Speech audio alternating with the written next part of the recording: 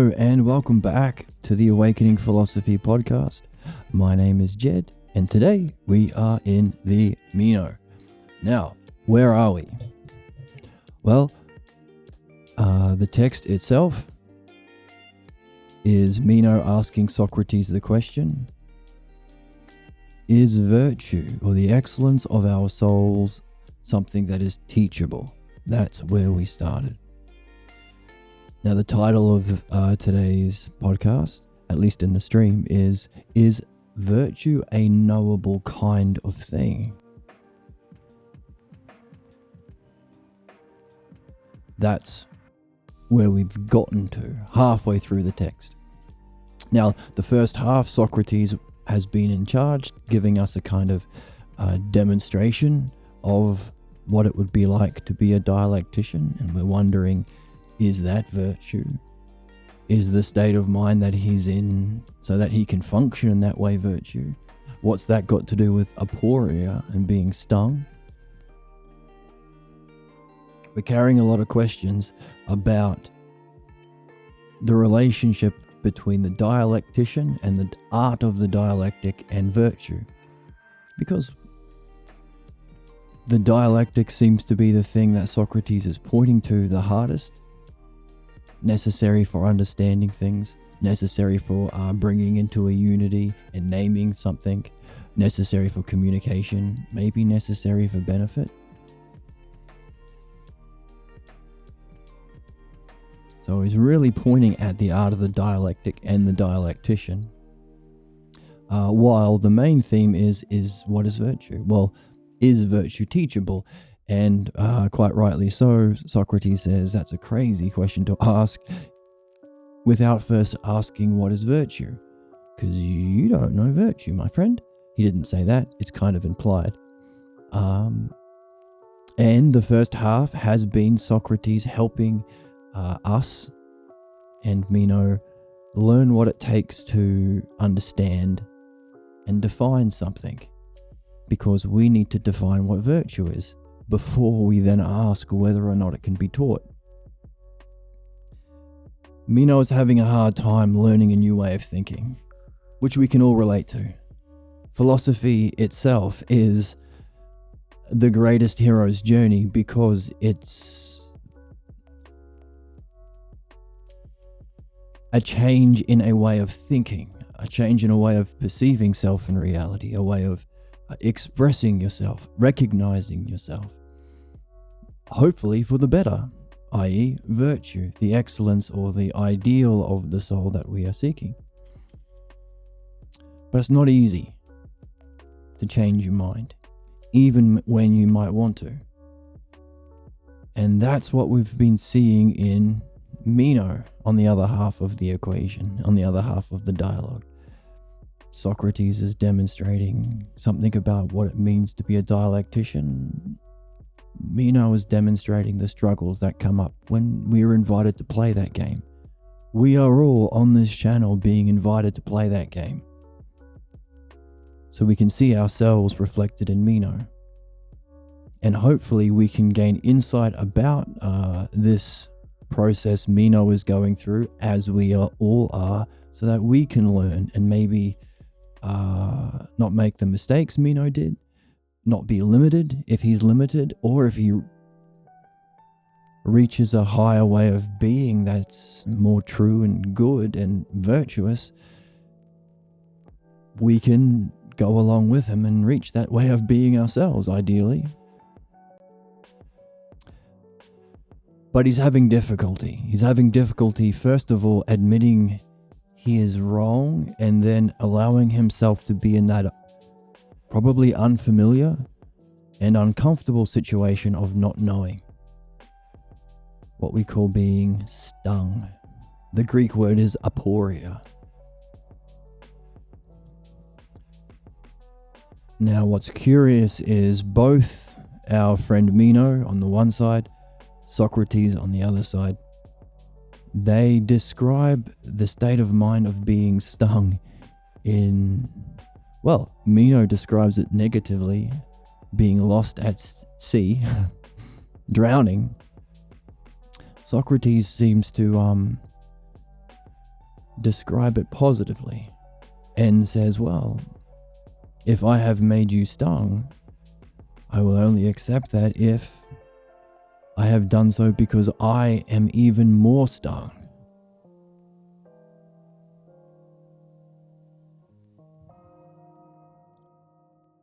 Not knowing and being curious.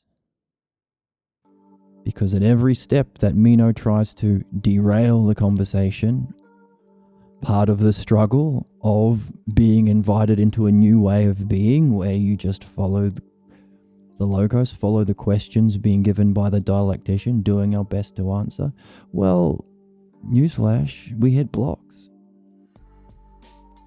New ways of being are challenging to our old ways of being. So the defense mechanisms of our old way of being fight back. We call that the counterattack. Addressing the root belief behind that counterattack, of course, is philosophical midwifery, which is what we do every other day. But when we are in a counterattack, in a conversation, we have reactions like we see in Meno.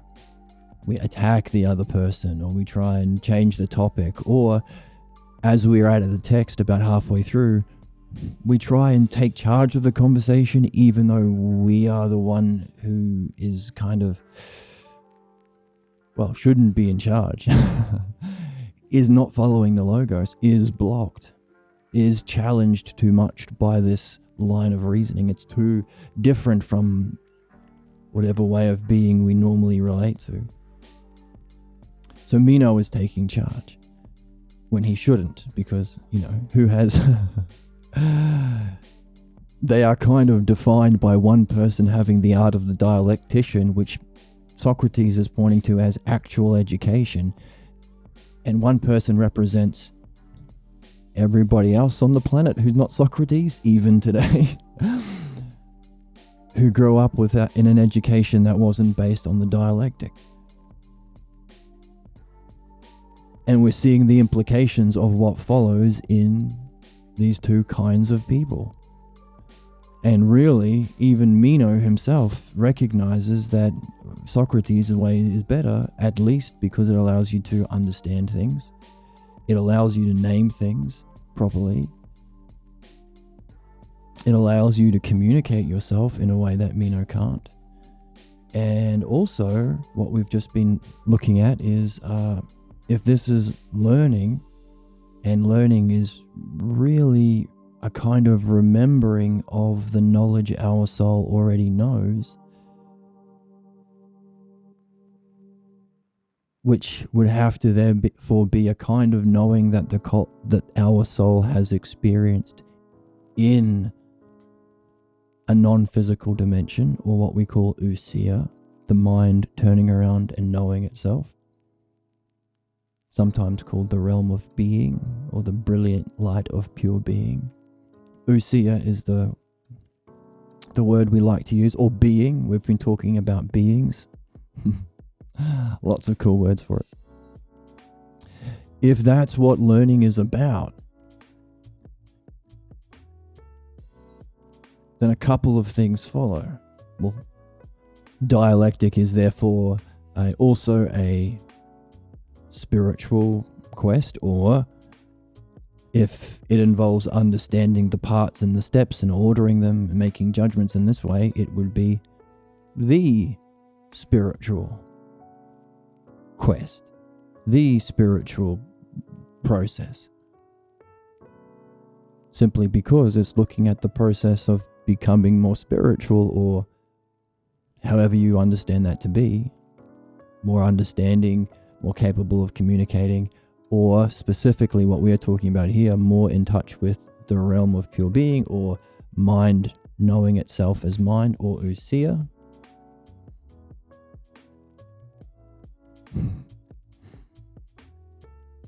Understanding of that, our relationship, or understanding of, first of all, the fact that that is our goal. Our goal as individual selves or souls is to know reality, which is known as ousia.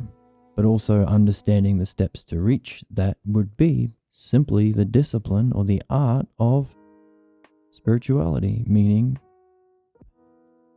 another good reason to have our education based on the dialectic. You actually know you actually learn what learning is, and you can actually know what knowing is. Fortunately, even though Meno is trying to take the reins of the conversation and derail it, which we need to be able to recognize in ourselves when we are doing the dialectic, when we are reflecting with ourselves or with like-minded people, when do we start hitting the wall as Meno has been doing? When do we start name calling or threatening people or pretending we don't understand things when we do? All of the different techniques.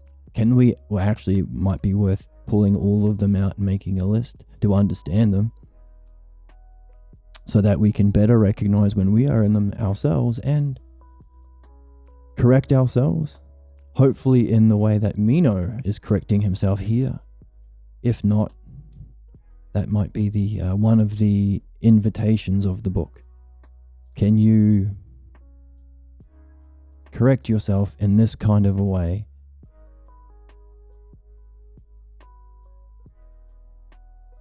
The reader, you. And to say that another way, can you change your mind? Can you change the way you think?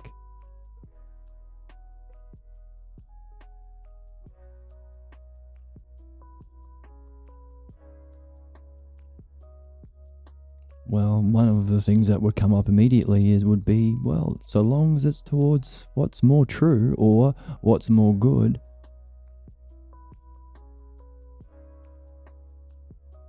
virtue. So this is the idea of virtue. The excellence that we are going through this learning process that Meno, his college, his family, our culture don't have, but we're playing the game. We're going to pick up the real education that Socrates is doing and pointing to and follow along as best we can with Socrates to verify for ourselves whether virtue is something knowable, because we've just read and had demonstrated that it is only the objects that are knowable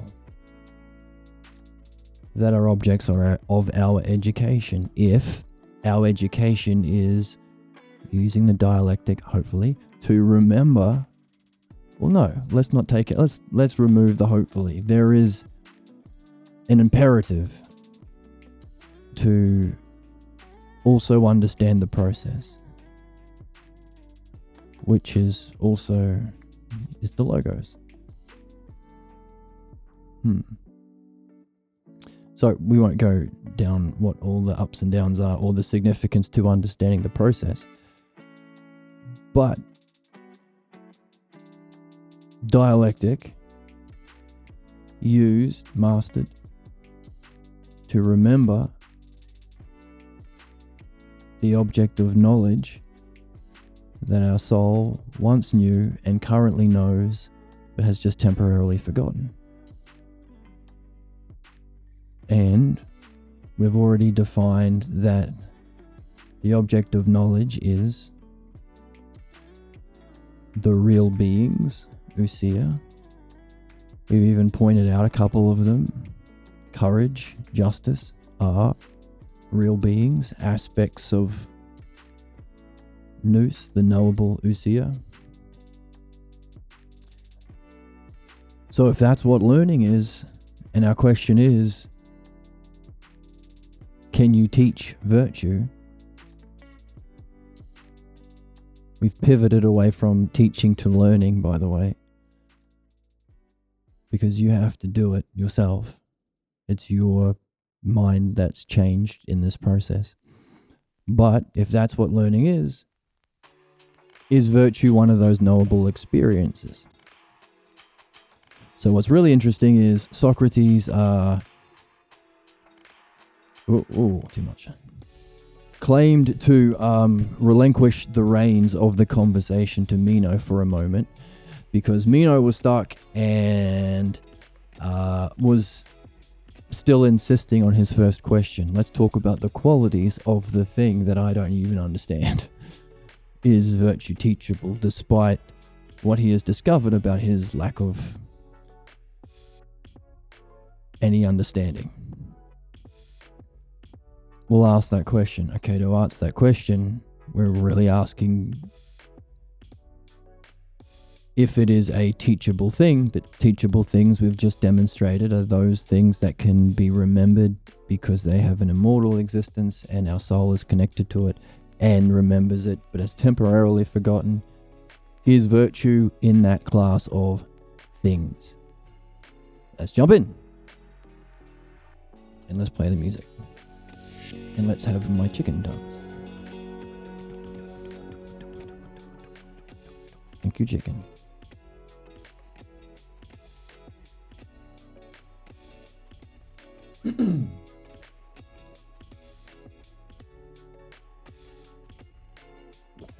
Start from about here. Welcome to anybody following along in chat.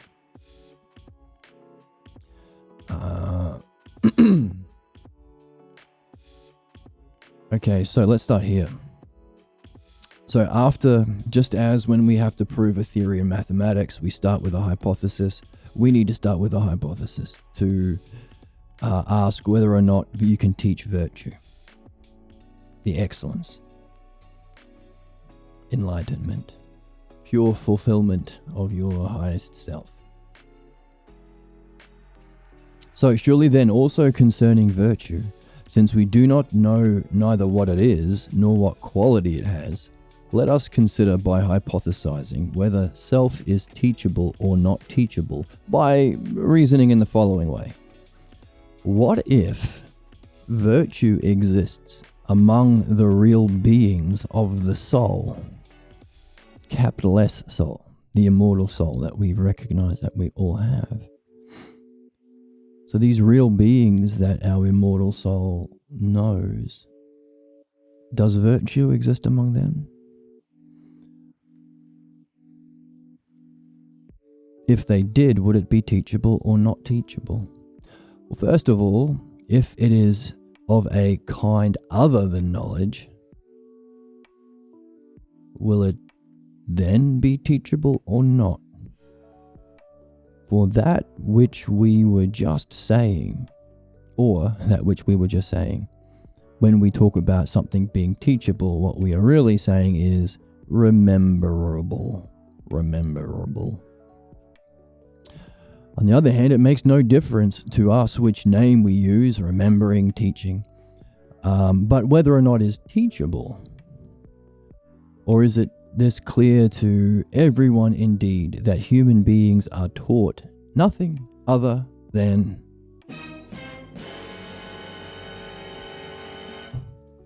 knowledge?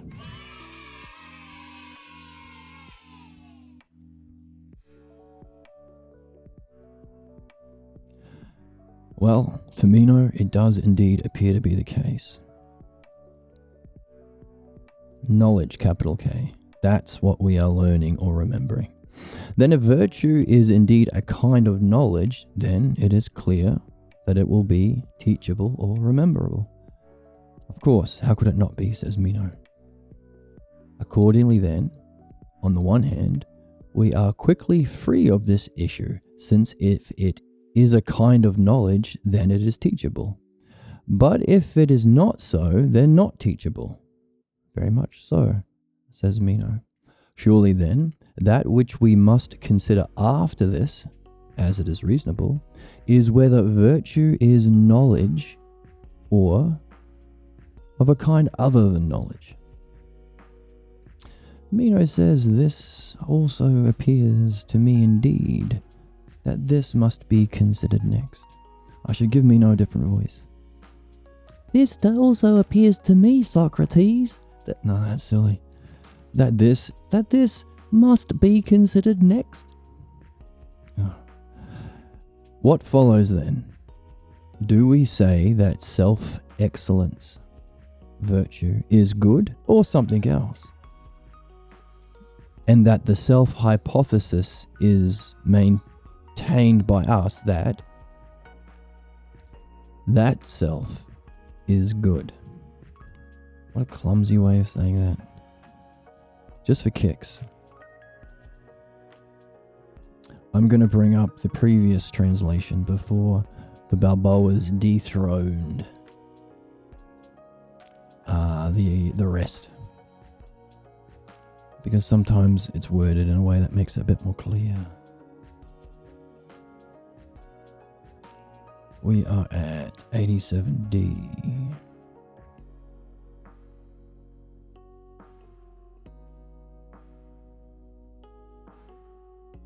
Oh, I'll bring it up on the thing.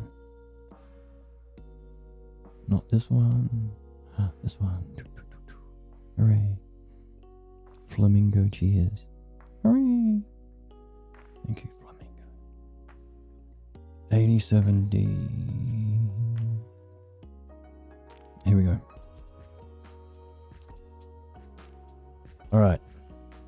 So we've made short work of this question. If virtue belongs to one class of things, it is teachable, and to another, the non-knowledge things. Am I so bright? How about that? If it belongs to the non-knowledge things, not teachable. To be sure, says Meno. The next question, it would seem, that we have to consider is whether virtue is knowledge or of another kind than knowledge. I should say that is the next thing we have to consider. Well now, surely we call virtue a good thing, do we not? And our hypothesis stands that it is good. Alright. Kind of makes more sense said that way. Once you see it, alright, I understand what. But I understand it now.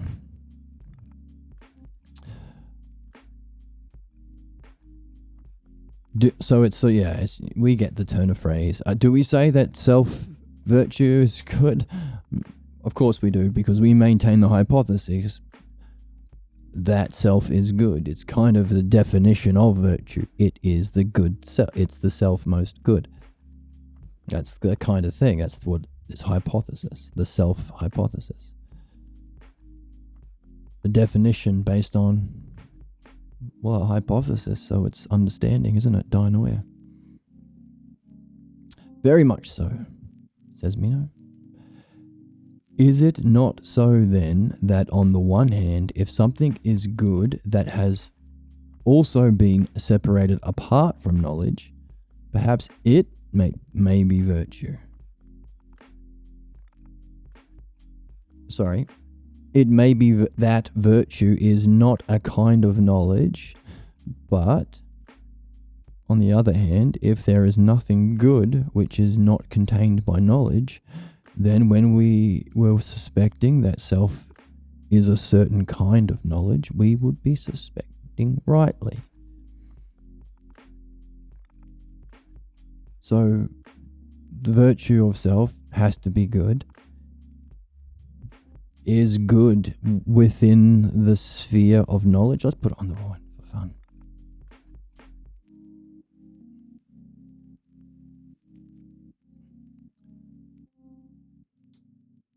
So let's have a sphere here. Wee. Sphere, I said. There we go.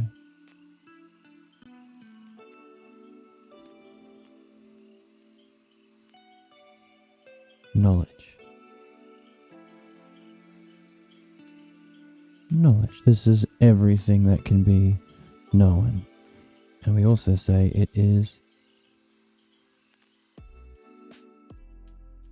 rememberable. You can remember whatever happens here.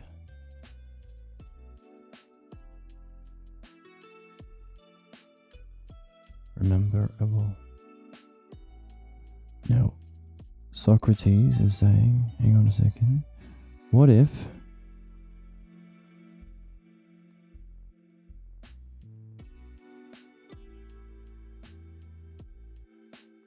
there were some good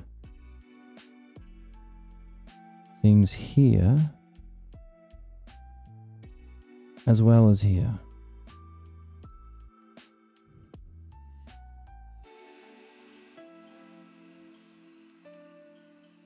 If so, maybe because virtue has to be good, then virtue is unknowable or unlearnable or unrememberable. That's the question. Or if everything that is good, all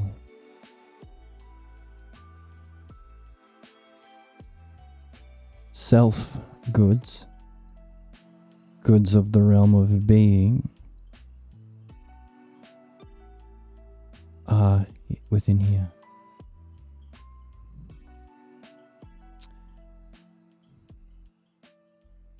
That's the question.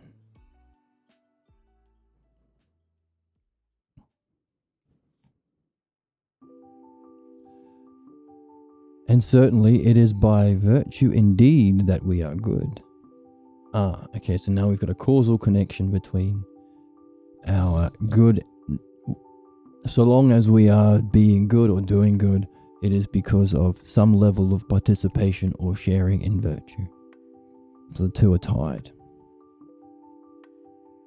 Within definition, it seems. And if good, then beneficial also.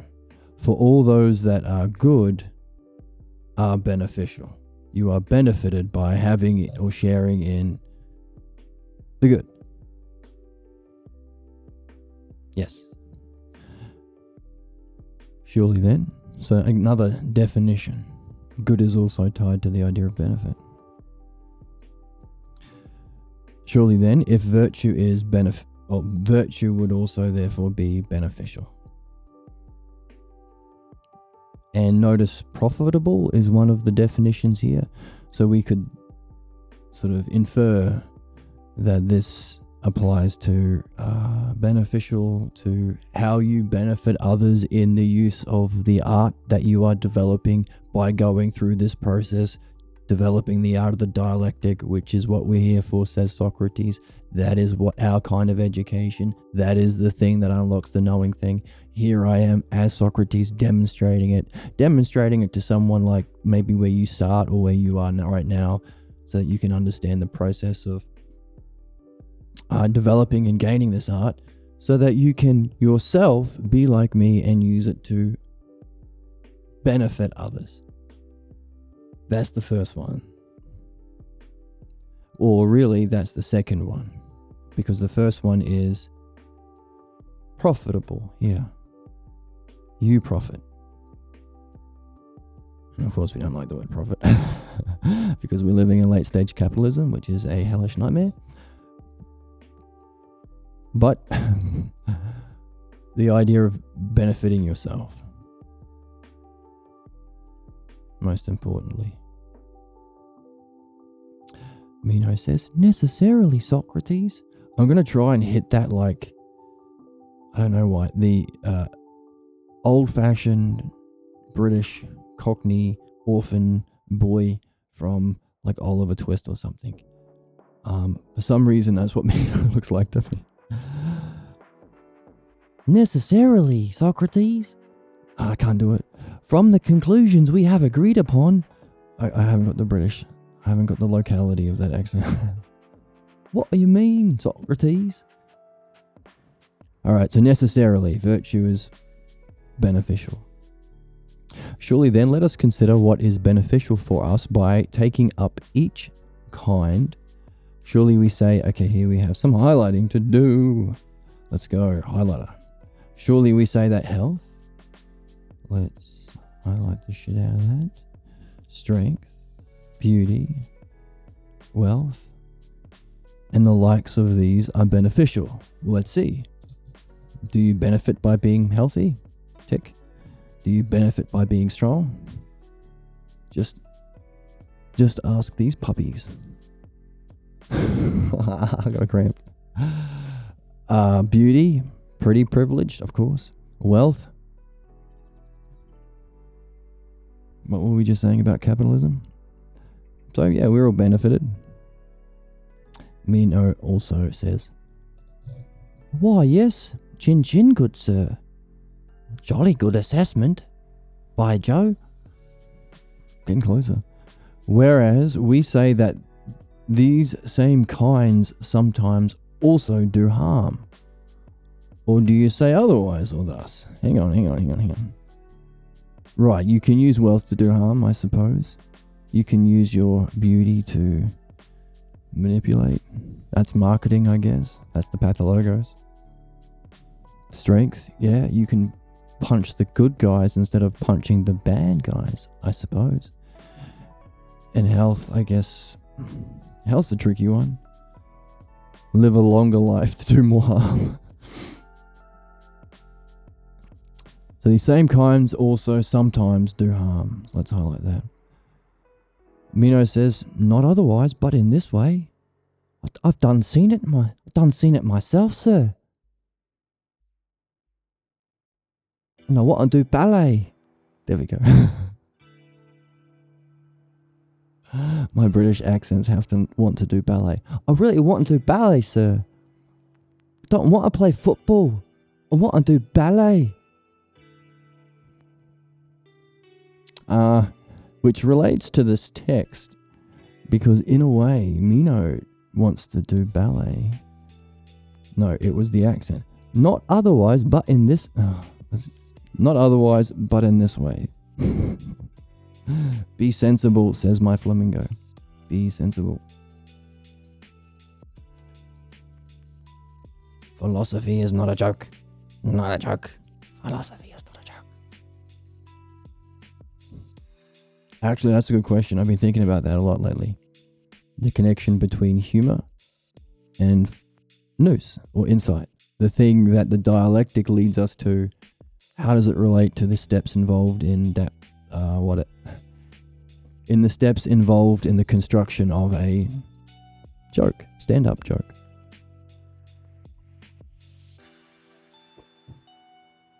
In the payoff, the insight. How are they different? Consider then, when something guides each of these, it benefits us. And when something else leads... here we go. Okay. Alarm bells went off. Why? He's saying about something guiding or leading. Alarm bell straight away. Why? This whole section is apparently Meno leading, which is wild because we can see we look for the analogical equivalence within our soul when we are not functioning as Socrates is, or functioning with virtue, or functioning most ideally through the self.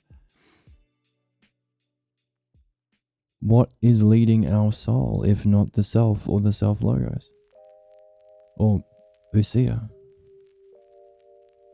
Other than those three, the first, second, and third hypothesis, what's leading our soul? And should it be? If you watch the midwifery streams, you might have an answer to that question.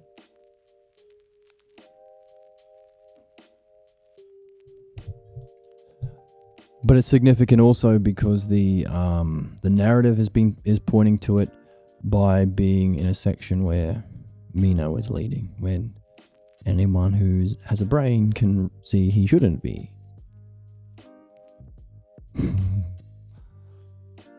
So, because of that, this might be something significant to look at. When something guides each of these things that would otherwise be good, these things here, health, strength, beauty, and wealth, when something guides each of these, it benefits us. But when something else leads, it does harm. Benefit versus harm. The big epic clash. The big epic clash this summer and this summer's Hollywood blockbuster featuring Johnny Depp, uncancelled. Keanu Reeves. In the feel-good family hit of the summer,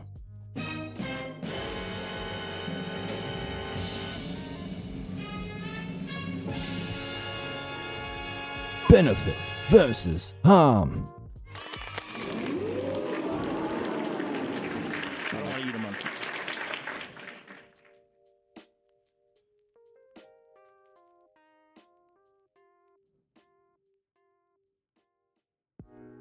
That does seem to be what it all comes down to. Especially significant considering earlier in the text, we identified that understanding can't bring harm, but only benefit, whereas people can be manipulated to do harm, provided they are functioning through belief. Beliefs can make people think the harmful thing is good, because beliefs don't have to be true, whereas understanding is what's true.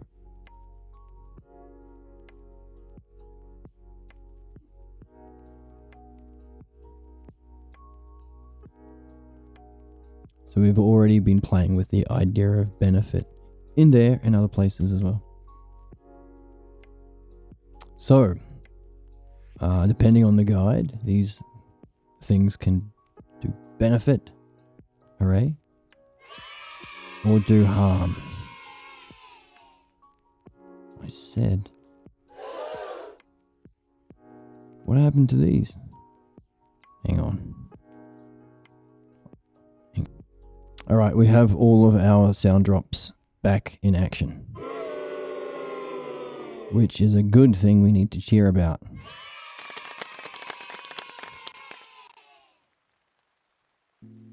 Oh shit, I don't even know whether I'm recording the sounds. The last video, and sorry about this, the last video wasn't recording some of the sound drops at some stage for some reason. I'm just gonna quickly make sure that we're doing that now. We're good. Okay. Is it not then, when the correct uses guides, it benefits? Okay. When the correct use guides, so the guide has to be the correct use, it benefits.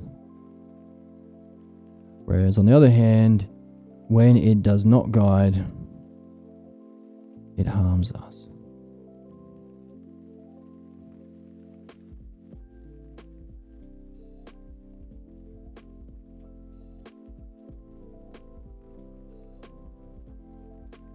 Very much so, Governor. Now then, furthermore, let us consider those belonging to the soul.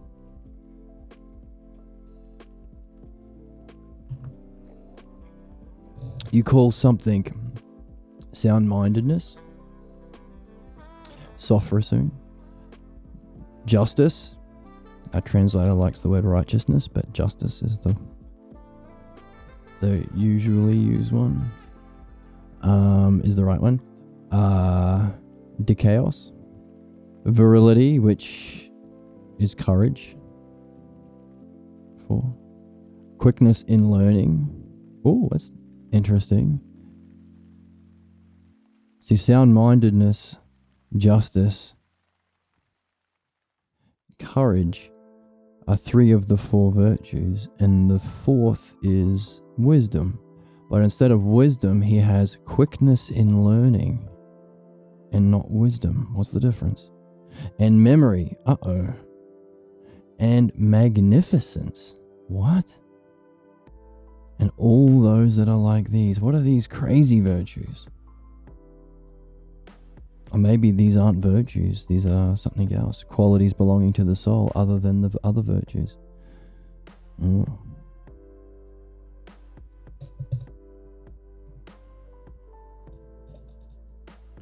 But we can see why he's brought these words in.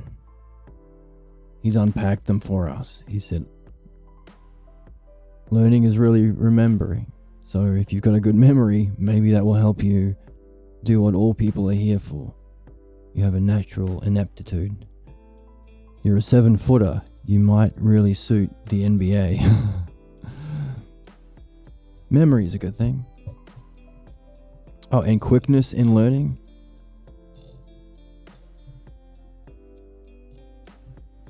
Self-explanatory. How quickly you can remember.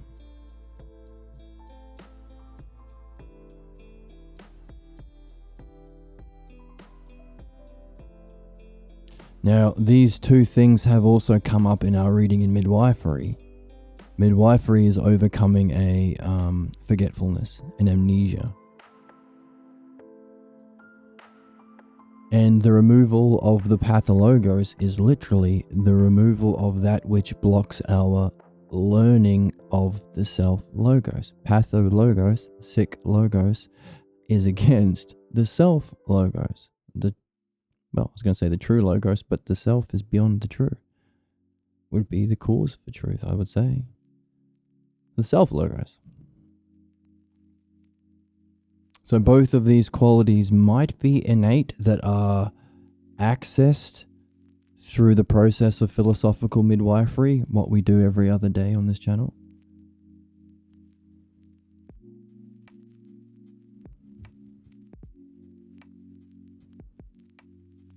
Can't hurt.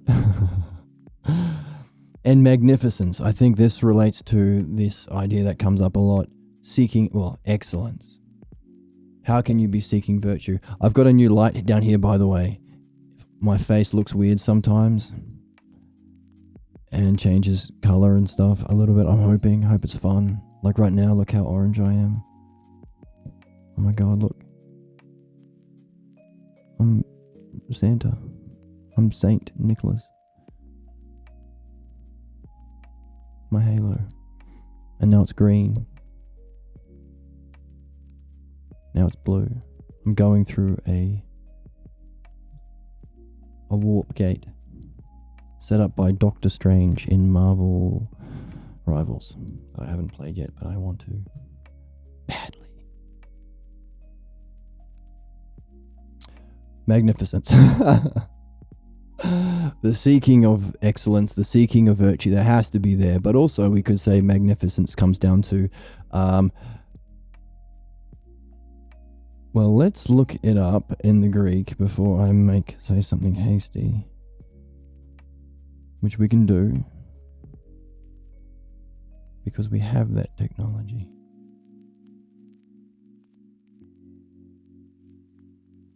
Okay.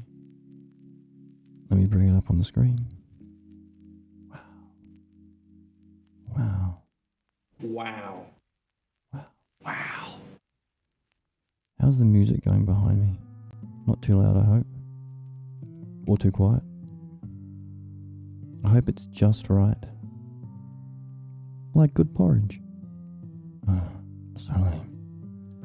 Alright, so we've converted it into Greek. Now we put it in our Megaloprepian.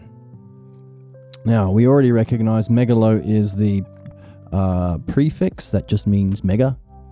We've got megaphronesis, megalophronesis, and we've got like ultraphronesis as well. We've got at least 3 levels of phronesis, at least in a word that we've seen in Plato. Whether or not they are real states of phronesis, I think, is that 5th virtue of the self, that the other 4 virtues come together to facilitate the awakening or remembering of, because it is also innate to our souls, unlike the other virtues where we have to put them in through training and discipline and learning and practice. That's the first half of the Republic. The second half brings in phronesis, which is in the Phaedo it's described as the gold coin you trade all the other virtues in for. Different because it never loses its power. That's pretty neat for someone in a mortal body that will die. I am looking for something that doesn't diminish, obviously some kind of learning or recognition or integration of that recognition or remembering into our way of being, hopefully also improved or bolstered or made more magnificent, to go back to the text, by functioning through it in a way that benefits and therefore a kind of virtue that you will then be able to take with you as a recognition, understanding, let's just say art or way of being, sneak that in, beyond this lifetime.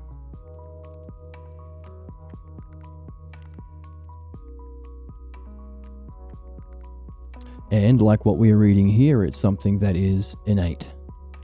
Just like learning is to remember that which is innate, our soul knows the things that are the object of knowledge. Thus our question, is virtue one of those objects of knowledge? But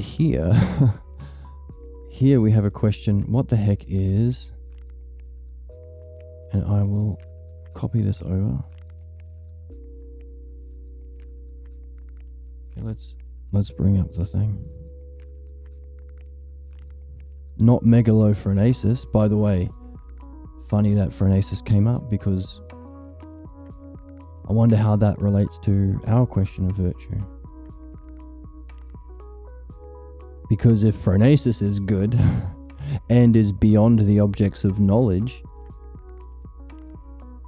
allowing it to be a state of self that one is perpetually in, as Pierre Grimes would say, you can have your coffee and drink it too.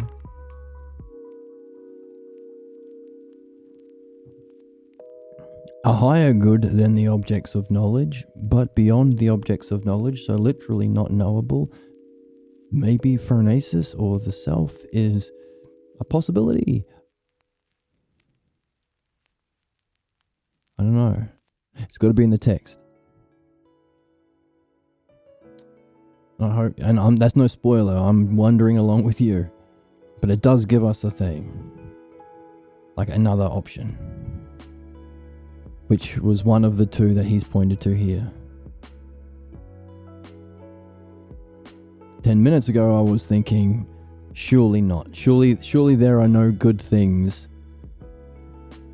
beyond or outside of what's knowable, because what's knowable is truth, reality. What else would be good and not within that? But now I'm thinking maybe there's like a... Anyway. The word we are after is...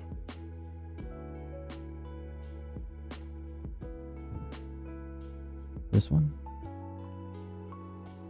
Sorry, no information for that word. We also put it into here. Okay, so what you can do is take away the last letter. Here we go.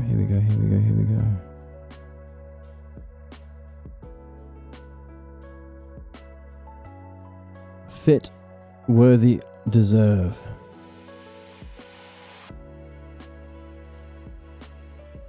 Okay. Preppy.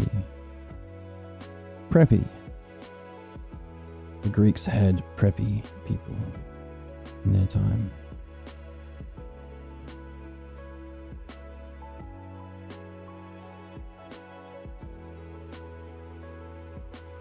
Oh. Be seen, to be like, to resemble. Huh. Conspicuous? Doesn't sound right. Impressions? No, this is weird. Okay, it's megalo. Prepiant. I don't know. We'll take the translator's word for it for now. But we can see how magnificence might fit in our seeking of excellence, in order to be on the quest of philosophy, to be even seeking virtue of the soul, to be even seeking the nature of the self, knowing reality, what is knowable, knowing reality as ousia. Those are noble goals, more noble than, I don't know, owning a business or something. I shouldn't have picked any goals, because someone's going to have any goal that I would pick as a goal, and I don't want to specifically target anyone's, personally. But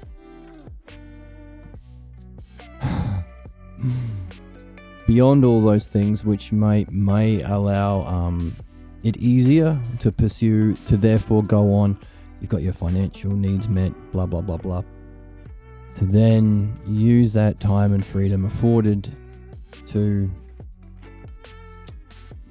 discover the self, remember the self. That's a magnificent goal, and is the seeking of magnificence, and comes along with an art that allows you to function most beneficially, which is another level of magnificence. So quickness in learning, memory, along with the other virtues we mentioned. Now, because we've got sound-mindedness, temperance, justice, and courage, we're missing wisdom. So maybe that's a clue. Maybe quickness in learning, memory, and magnificence, and some other things like these are all aspects of wisdom.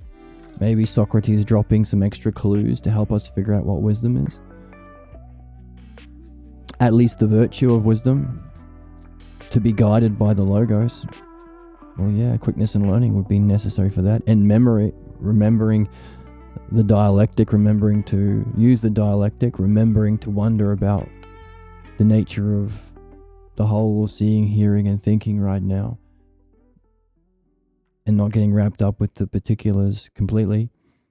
Remembering to do that, or remembering the image of, or remembering the, or creating or experiencing the brilliant light of being and holding that in memory as you do the dialectic. Or ultimately the pure, perhaps, this is a speculation, the pure memory of self that accompanies phronesis would be the upgrade of this as a discipline. Therefore, learning as quickly as you can, remembering as best you can, aiming for your excellence in everything you do, which would be this, ultimately. Aspects of wisdom. Sophia. Important because philosophy is philosophia.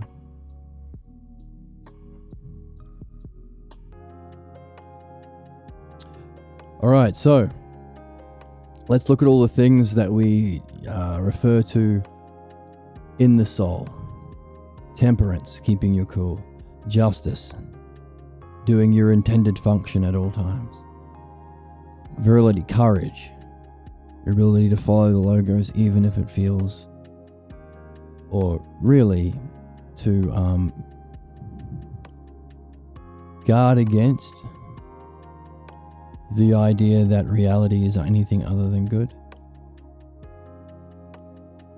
And to follow the logos, courage. And for wisdom, quickness in learning, memory, magnificence, whatever the heck that is. Let's keep that as a question.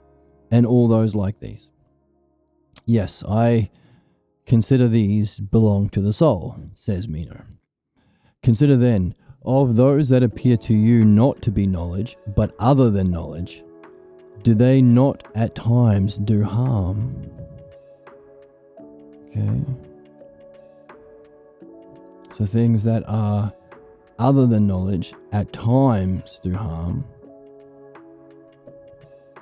but at times they benefit.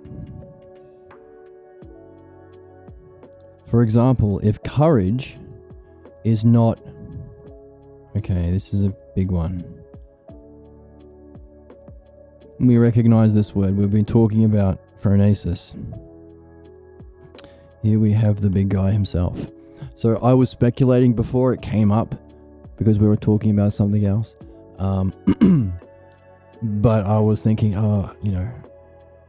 obviously it has to be in the text. That's just a possibility for where Socrates might go. It has to be in the text. We can't import answers from other texts to solve the puzzles in this. sometimes you do. You're supposed to do that, but usually no. The work has to have the integrity, obviously. Otherwise, that would be interpretation. That's specifically what we are learning to undo in how we have been taught to read. But here he is hitting the big target, the big dog. He's hitting the big one. He's doing the Hulk smash, giving us the word phronesis, which is interesting. If the virtue of courage is not something tied to phronesis, then it is not courage, but a kind of rashness or audacity or overconfidence, we might say. Or is it not so that when a human being is rash without intellect? Okay, here is our nous.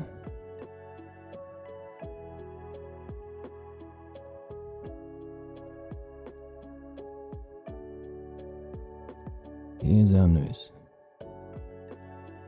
When a human being is rash without intellect, they are harmed. Okay, this is interesting.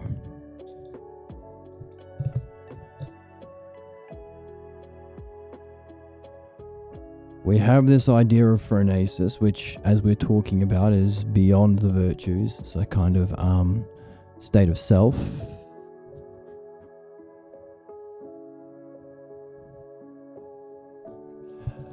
Which is defined by being beyond intellect, beyond nous.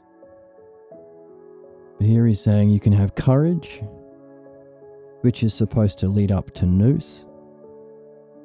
Along with nous. Hello, welcome to the chat, Andy. So you can have courage, which is the discipline, the activity, the habit that we put into our souls through practice, along with what it's designed to lead you to, intellect, nous, ousia, the knowable experience. Nous has to nous something, the nousable. That's what we're on in the text. And phronesis, which is beyond both. The self which has nous, the self which at one stage practiced the virtues. Okay, maybe let's keep that open as a question. So if you are courageous, but what you are courageously following ain't the logos,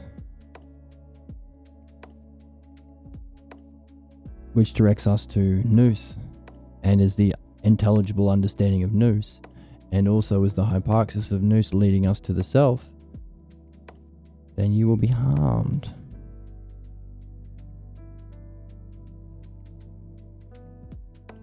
But when they act with intellect,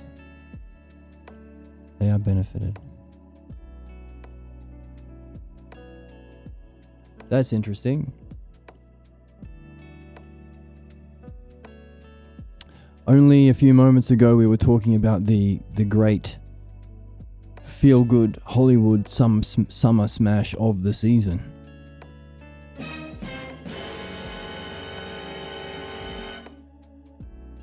Benefit versus harm. Where's my... No. There we go. Benefit versus harm. Wait.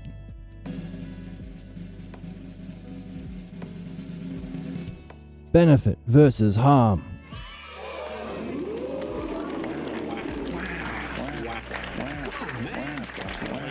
Wow. Right, so we're just talking about benefit versus harm and the significance of it. And here we have Socrates dropping something on us.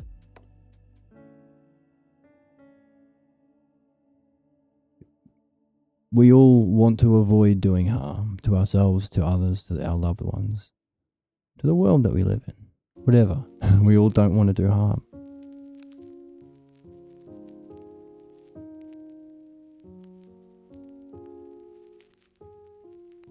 And we all seek our benefit. And if we are not mired in our pathologos, we seek our excellence. We seek to know ourselves, really. We want to be our happiest and our most free and truly ourselves. Functioning in the highest way we can.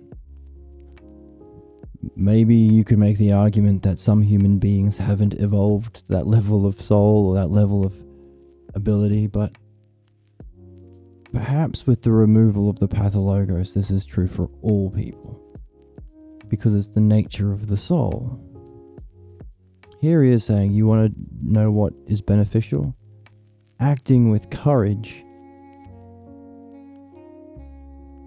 along with nous. Meaning to really be able to benefit the spiritual experience or the experience of ousia, nous, that Socrates says is missing from Meno's education, is also missing from our regular Western education, is necessary to do good. It's the model of the good, in some way. That has to come along with courage, which is following the logos.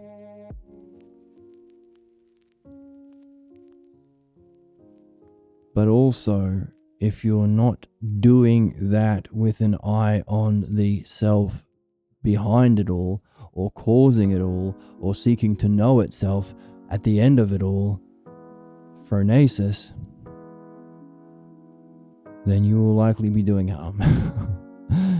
Says the text right here, which tells us something interesting. If we are honest with ourselves, or if we identify with Meno, or if we are on the quest for our own self-excellence, we better make sure we are acting with courage at all times to follow the logos, even if it's new or weird or different, especially seeing as we're being asked to literally change our perspective, change our way of being, change our mind. It's hard to change our mind, especially when you're identified with the previous state of mind.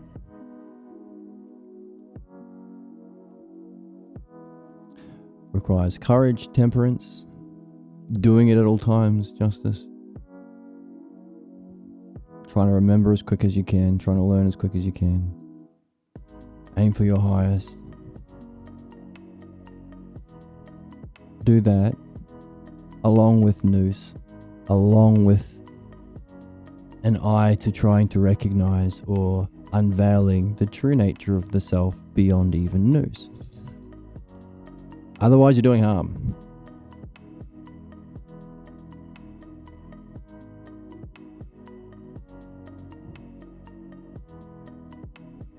That's a bombshell. Where's my gasp sound?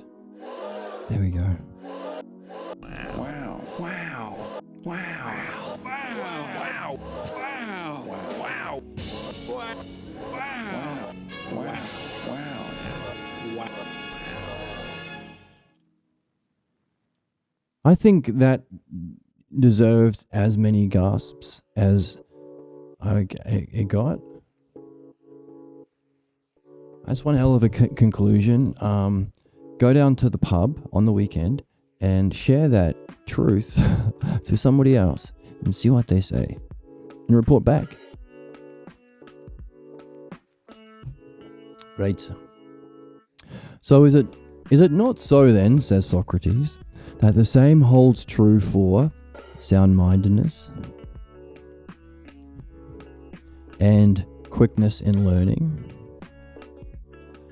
For also on the one hand, when those that are learned and prepared are coordinated with nous, they are beneficial. Whereas on the other hand, without nous, they are harmful. Alright, so we talked about the we talked about courage. So we did, that's interesting. So what we've got come forth is dialectic. What follows if courage exists along with nous? And what if it doesn't? This is an invitation for you to play. Hooray. Pull out the terms. Arrange them in the two sides of the dialectic. Is the learning that may facilitate remembering. That is the experience of nous, which may or may not be important to have along with your courage that you're building. You won't know unless you do the dialectic yourself. At least you won't understand it. You can believe the conclusion that we will read in the text passively, but if you go ahead and do the dialectic, not only are you facilitating your own quickness of learning and remembering, which is what we're talking about here, but you're understanding it for yourself. You're making it yours. So, similarly, he moves on to the sound-mindedness and quickness in learning. Because if they are learned and prepared along with, coordinate with nous, they are beneficial. Yes, coordinated with. Whereas on the other hand, without nous, they are harmful.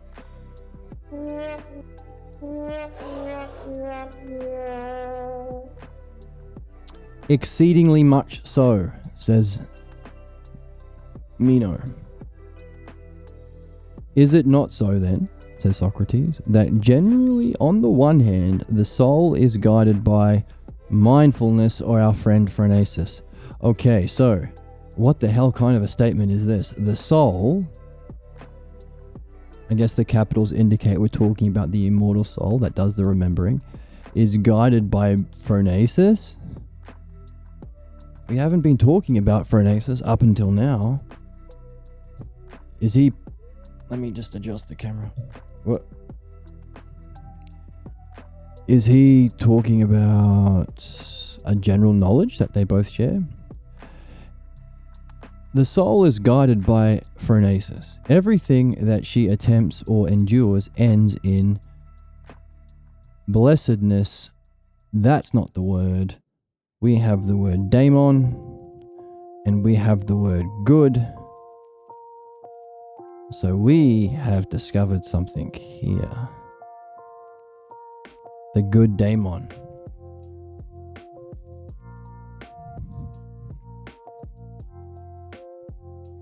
I'm experimenting with camera heights and lights and things, trying to find something that works.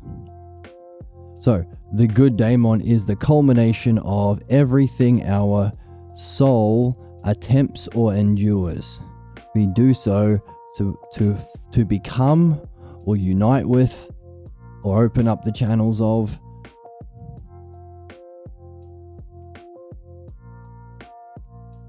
the daemon.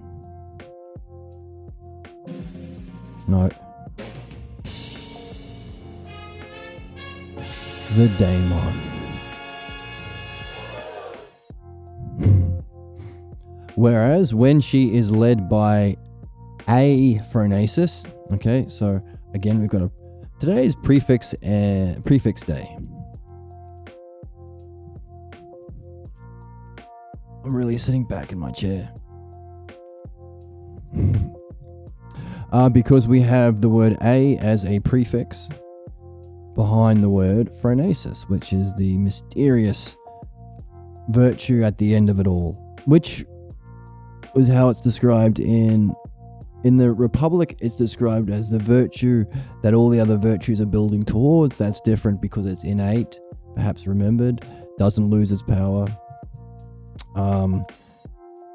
In the Phaedo, it's talked about as the gold coin you trade the other virtues for. Same idea. And here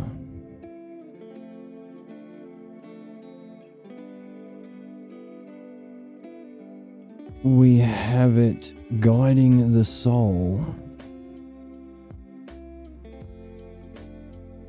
which is a guide towards ending as a good daemon.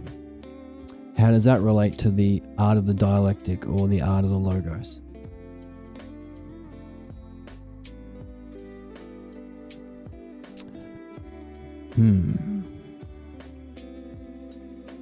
and virtue. That's likely, says Meno. Sure. Accordingly then, says Socrates,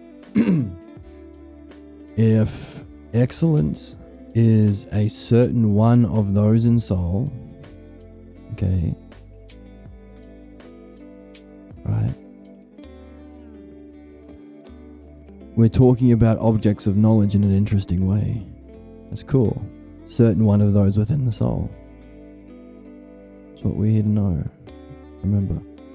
And it is also necessarily beneficial to self. I like the word necessarily. This is something that should change our mind, by the way. If something's necessarily so, then to follow the logos of that is true courage, provided it's leading to nous, or you are carrying nous with you in whatever way you can, perhaps through your memory of nous, or usia. Oh, that's still not good enough. Remember, it has to be guided by phronesis as well. It is necessarily beneficial to self, then self must be phronesis. Self must be phronesis. What the heck kind of conclusion is that? If virtue is a certain one of those in the soul, and it also necessarily beneficial to self, then self must be phronesis, seeing that all the selves of the soul, on the one hand, are neither beneficial nor harmful according to selves. On the other hand, they become beneficial or harmful with the addition of phronesis or absence of phronesis, or opposition to phronesis, aphronesis. Surely then, according to this logos, by excellence being indeed beneficial, it must be a kind of phronesis. It appears to me indeed, says Meno. And surely then let us also take up other kinds, which we were just now discussing, such as wealth and those like these. Okay, let's highlight that. The other things that we said were good. Let's see if it also pans out that, well, they're not good unless they are accompanied by courage to follow the logos, but don't be rash. Make sure the logos is actually the true logos. What's our model for truth? That's nous, the knowable truth. Now, let me see if I can. You see a bit of my table, but I'm more in frame. So how does phronesis come in? Let's go through this one more time. Okay, when courage, we've got courage. Let's go from courage. If courage is not somehow connected with phronesis, then it is not virtue, but a kind of rashness. You're hurrying off in the wrong direction, you fool. Or is it not so that a human being is rash without intellect? They are harmed. So that's interesting. So phronesis somehow is beyond nous, but also encapsulates nous, makes use of nous in some way, which is interesting. Because phronesis is state of self beyond nous, allowing it to be retained, whereas the nous experience is something that you come in and out of. The knowingness, usia.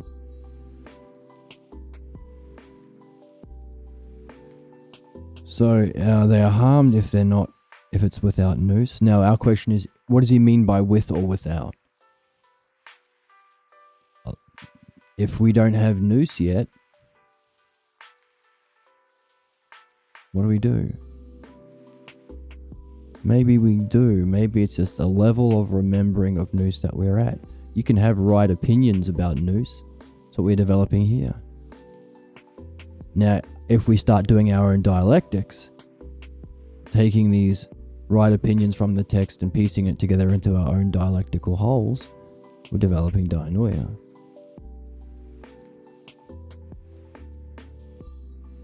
Which will itself ideally culminate in the experience of the thing you've been reflecting and focusing on through the dialectic, the experience of nous. Perhaps. So whatever level you're on, take it. Take it along with courage. But also, how does it apply to phronesis? What does he mean without phronesis? If courage is not phronesis, what does that mean? Yes, acting with nous, it makes sense. If you don't know what the good is, how can you really benefit? And because nous isn't a really common idea, it's likely that whatever you think is good is probably not going to be nous, and therefore, even if you have the best interests at heart, you're probably going to be doing harm. That makes sense, but where does phronesis come in? Let's keep reading. Is it true for sound-mindedness and quickness in learning? For also, when those are learned and prepared, when those that are learned and prepared are coordinated with nous, they are beneficial. So again, we've got nous there. So coordinated with. Okay, so you don't, whatever level you're at, coordinate with whatever your level of understanding of nous that you have, or experience you've had, or can remember. However you got them. If it can be coordinated, I'll make sure that it is actually nous. So as we learn about nous from the text, you're making sure, that experience I had, yeah, it fits. It's the second hypothesis of Parmenides that we're up to in that book. We can get into that later. So when it's coordinated with nous, they are beneficial. Without nous, they are harmful. Okay, makes sense. Is it not so then that generally, on the one hand, when the soul is guided by phronesis, so we are guided by, so now this is what we need to keep an eye out for, which is good because there's a lot of stuff happening. We had our eye out for guided by. Here, can you see it? Let's just go yellow. Let's go guided by. These highlighting colors are too strong. Guided by. So who should lead the conversation, Socrates or Meno? Who should lead the soul, your pathologos or the logos? Should you be a zombie? Somnambulist is the fancy word for it. Unwittingly driven towards an insatiable desire for playing out a pathologos role, which will keep your life stuck on train tracks of repeating cycles of failure, negative states of mind that we call fate or suffering. Do you want to be led by that? If not, follow along with our midwifery read-alongs. Or do you want to be guided by what? Socrates? Sure, in this conversation. But what? Who is Socrates guided by? Is it the self-logos in the dialectic? Is it nous? Is it our memory of nous, the knowable object? Or is it phronesis? Because here he's saying when the soul is guided by phronesis, not those other things. Everything that she attempts or endures, everything you go through, every activity you choose and the process of going through it ends in you reaching the good daemon state of being.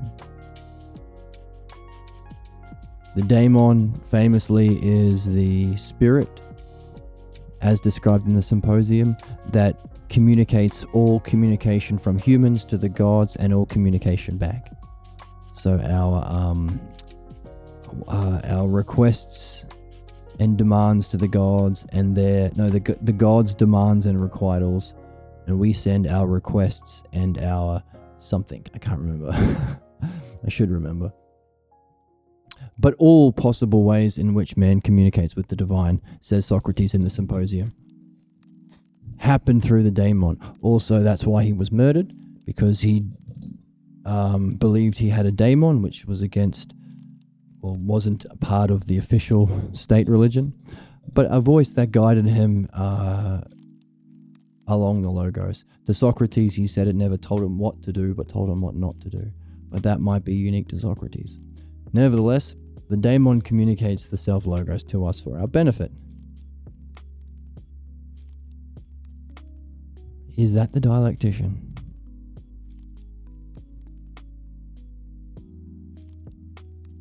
Or similar to the functioning of the dialectician?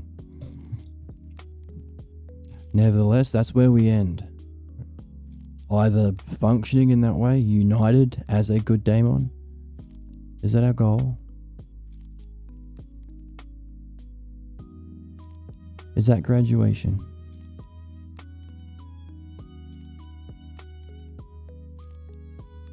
It's got to be something like that, because it's the end of all of our activities and pursuits.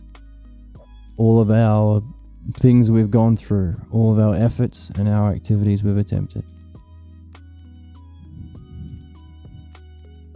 Ends either in some sort of connection with or state of being of the good daemon. Provided you are guided by phronesis, and only that benefits.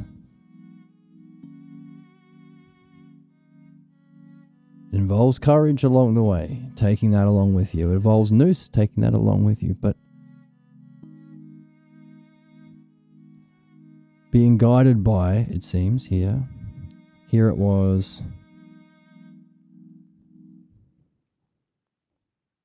not mindful, not phronesis. But the phronesis seems to be a guide, which is the kind of ruling of your soul that is necessary if you want to benefit yourself and others. And that benefit is reaching the end of everything you've attempted or endured. The good daemon. What the heck is that? I don't know, but he's dropping some wisdom on our asses. Without phronesis, it ends in the opposite way. So we better make damn sure phronesis is guiding our souls. Gasp. No. We're happy. But we're also gasping. Because we better get this phronesis quick smart. Quickness of learning. And when we get this phronesis, we better hold on to it forever. Good memory. And we better be striving for this at all times. Justice.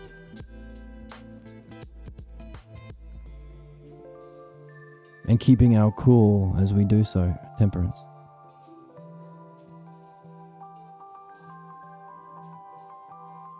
And reaching for this as our highest goals. Magnificence. As our highest goal. Phronesis. Not just the reaching, remembering, retaining of phronesis, the natural highest state of being of self. But also, happens to function as a good daemon. Or guides the soul to function in that way at least.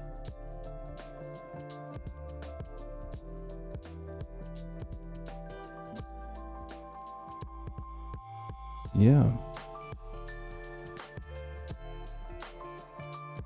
Yeah, we better race to get this phronesis thing. Accordingly then, if virtue is a certain one of those in soul, it is also necessarily beneficial to self. So there might be a good outside the knowable, but if it is knowable, then it's good. So if it's within the soul, one of the knowable things within the soul, necessarily it has to be beneficial, because that's what good is. If it's necessarily beneficial to self, then self must be phronesis. Why? Well, we've just seen. Courage and nous ain't enough. You have to be guided by phronesis. Otherwise, everything you think you're doing beneficially will actually be doing harm. You won't be able to benefit, and you won't reach the end of your purpose here on the planet some sort of becoming of the good daemon, union with the good daemon, mastery of what it takes to be a good daemon.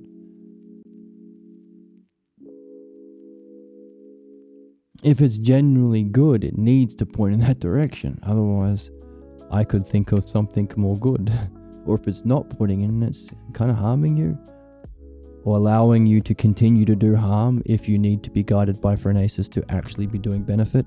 So therefore, if the things within the knowable, those things within the soul that are knowable, if they are good, and we've made that case, have we? Necessarily they're the good that we seek to remember through learning? Well, if they are good,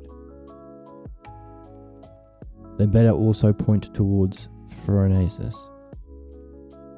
Seeing that all cells of the soul are neither...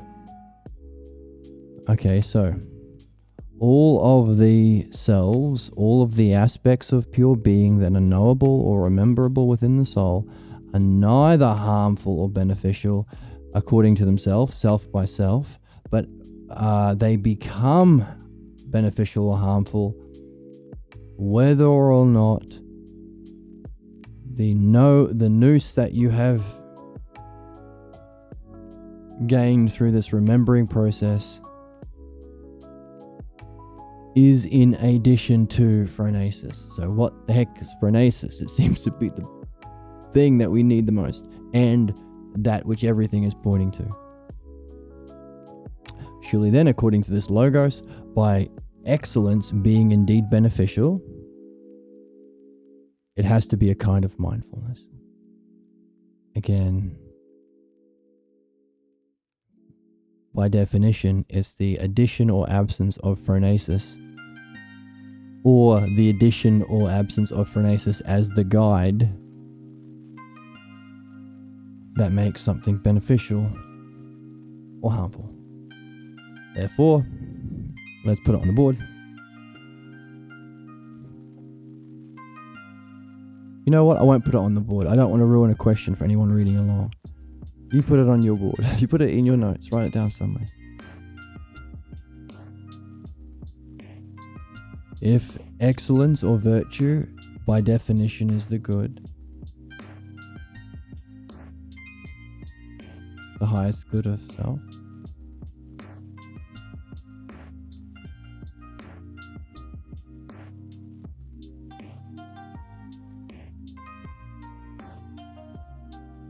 we want to know if it's an object of knowledge.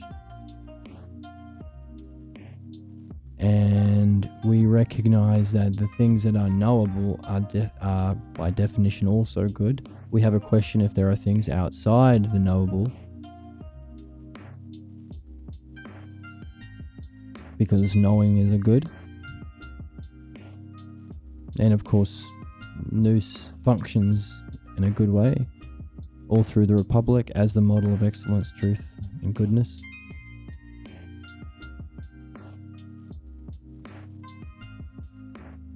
But if that which is knowable, ousia, being, mind itself, if that's good, it has to therefore, will not only be required, at least as an aspect of excellence. It wouldn't be much of an excellence, the excellence of the human soul if you lacked it. Because you could say, oh, that one is exactly the same as you, but also has nous, therefore more excellent. That's beside the point.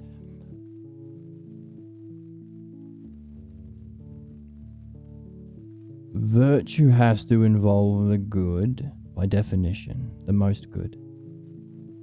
All that is in truth and being is also goodness. That's the knowable experience. Is virtue one of those, or something else which is good but not known is gained in another way, is the question. But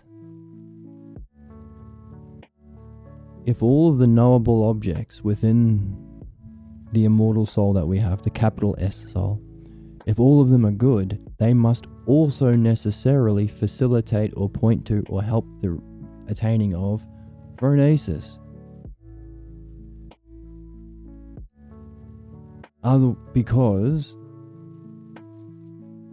what we've we've seen here, those things themselves that are knowable need not to be used to benefit, or will actually be used harmfully if they are not accompanied by that state of phronesis. Therefore, if they are good, nothing good would want to limit you from acting most beneficially. Nothing good would want to limit you in a way that would cause you to be harmful. Therefore, it has to be pointing towards what's most good for you for it to be a good thing. Welcome in the chat, Garden. So, we've learned something interesting about the real beings that exist within the soul, the real aspects of Usia. They are used in a good and beneficial way, so long as they are directing us to the phronesis of the self, the one self, or is accompanied by that state of phronesis of the one self. Otherwise, it wouldn't be good because it would be locking us into doing something harmful. That's fascinating. Can we get a gasp from the audience? Get a cheer? And some applause. Good for us.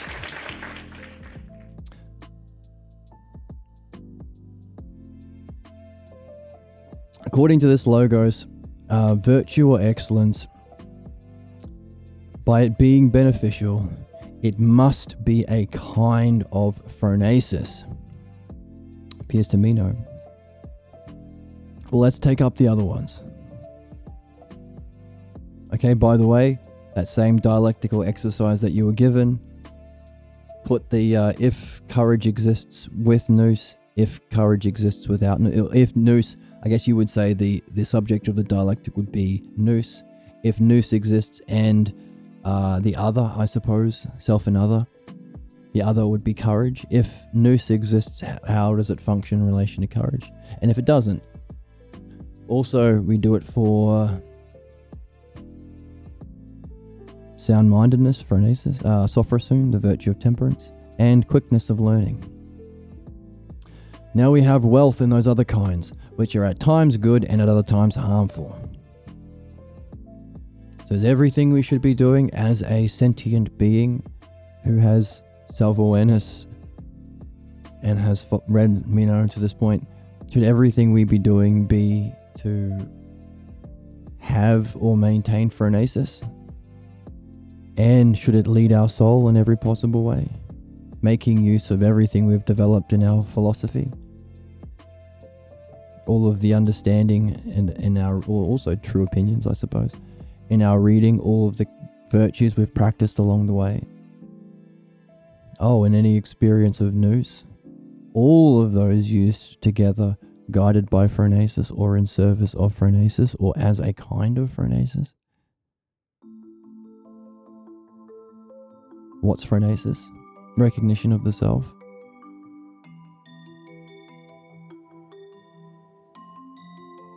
Maybe. In some sort of way.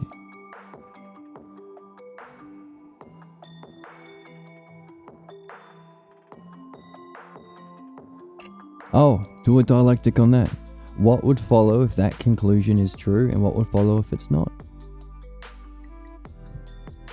And is it a legitimate conclusion from what we have just gained by reading the section? This kick-ass, epic, wisdom bomb dropping on our asses section. Whoa, this one's a good one.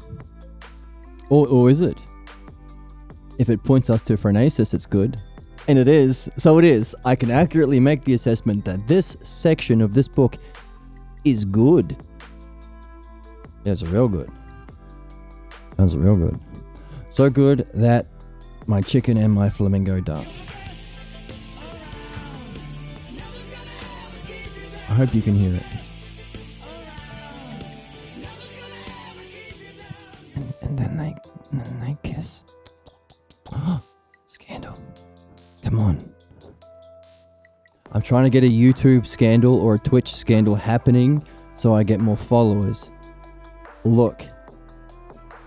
My flamingo works with my chicken under my employ. And here they are kissing while we're doing the stream, which is their workplace. Scandal. Uh-oh. I'm gonna get my Twitter blue check removed, I think. Which will get me some views and some clicks. Oh. Scandal. Scandalous chicken. Scandalous flamingo. Alright. Now that I have 44,000 viewers because of the scandal. There's another streamer who's amazing and as close to philosophy as I've seen in a human soul, who hasn't come across the Balboa translation. Anyway, fantastic content, but because of that principle, the higher up the mountain, the thinner the air gets. It's a higher quality of soul, smaller market share. Fewer people interested in understanding and reflecting in the way that she does as a streamer. Recently, there was some YouTube Twitch drama between some big names, and she was commenting on that drama, and she went from like 4,000 views, which is still pretty amazing, each stream, to 44,000 views. So that's what I'm aiming for. That's my goal. And that's why they know that you're watching them. That's part of it. That's part of the scandal. Look, you can see them looking over to you when they're pretending to make out, but they look over at you. See, they're making you part of it. That's got to be uncomfortable. Wait till CoffeeZilla gets a load of this. Alright. That's enough. So, that was an example of what we shouldn't be doing with our time and attention, considering the conclusion that we've come to ourselves from the text, which is what we should be doing with our time at all times, is facilitating or maintaining phronesis and letting it guide us to our conclusion, some sort of good daemon level of being. What about wealth and the other things that we said? We said wealth and beauty and strength and health. Does being good looking help you do philosophy? Well, let me ask the most good looking philosopher I know, the chicken. Oh, chicken. Does being good looking help you do philosophy? He's not going to tell me. He's angry. He's pretending to be angry that I busted him in some salacious sexual thing happening on stream. But I don't think. I think he's acting. I think he's pretending. I think he likes the drama. I think that's part of it for him. But we can wonder whether or not being beautiful helps in reaching phronesis and becoming the excellence of ourself, the good daemon. Okay, so wealth and beauty can be at times good and other times harmful.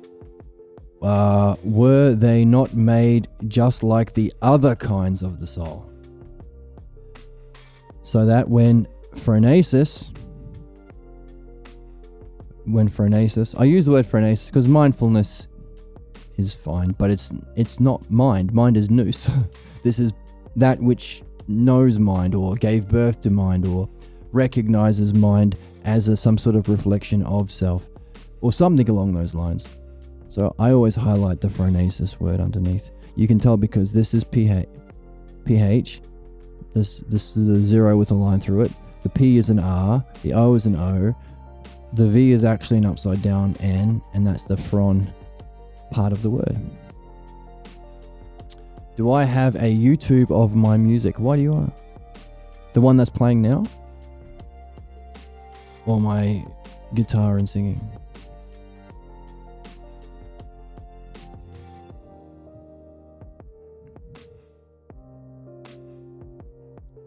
Okay, so were they not just like the other kinds of the soul, so that on the one hand, phronesis, guitar? Oh, I do, but there's nothing up there yet. I'm hoping to remedy that soon. So if you have any requests maybe I could put a section in the Discord. If you have any requests for any songs that you'd like to hear, if it's if it's like in my wheelhouse, I can, I don't know, look at those first, I suppose. I need to record some stuff for YouTube, so soon. And I'm streaming music too. Sometimes. Okay, so, were they not made like the other kinds in the soul, so that on the one hand, when phronesis guides, they benefit? Simple as that. Simple as that. Anyone with a soul? Okay. They benefit the soul. Ooh. But on the other hand, when phronesis phronesis-lessness leads, they harm the soul. So better be led by phronesis. So also in turn, in these cases, if on the one hand, the soul uses and guides them correctly, so it's this phronesis is also the correct. Can I do Ozzy Osbourne in the style of jazz? That's all I do. That's the only songs that I play. If you're not playing Ozzy Osbourne in the style of jazz, what are you doing? Playing it in the style of what? Rock or metal? Like a grandpa? Come on. But I'm not doing it this year. I'm swearing off it for 2025. I'm focusing more on like pop rock stuff. 90s rock is in my wheelhouse. Radiohead, Foo Fighters, Nirvana, Stone Temple Pilots. I'll put up a list. I'll put up a list on my Discord. There's a whole bunch of stuff that I'm into within the genre of mainly popular rock. Thumbs down for no Ozzy Osbourne in the style of jazz this year. I apologize. So if phronesis guides, it benefits our soul. Without phronesis, we get this song. 90s rock is best. You are a very wise man. I see you have a wisdom that rivals even that of Socrates. Whereby did you gain this wisdom, my friend, and can it be taught? Whoop. We're clapping.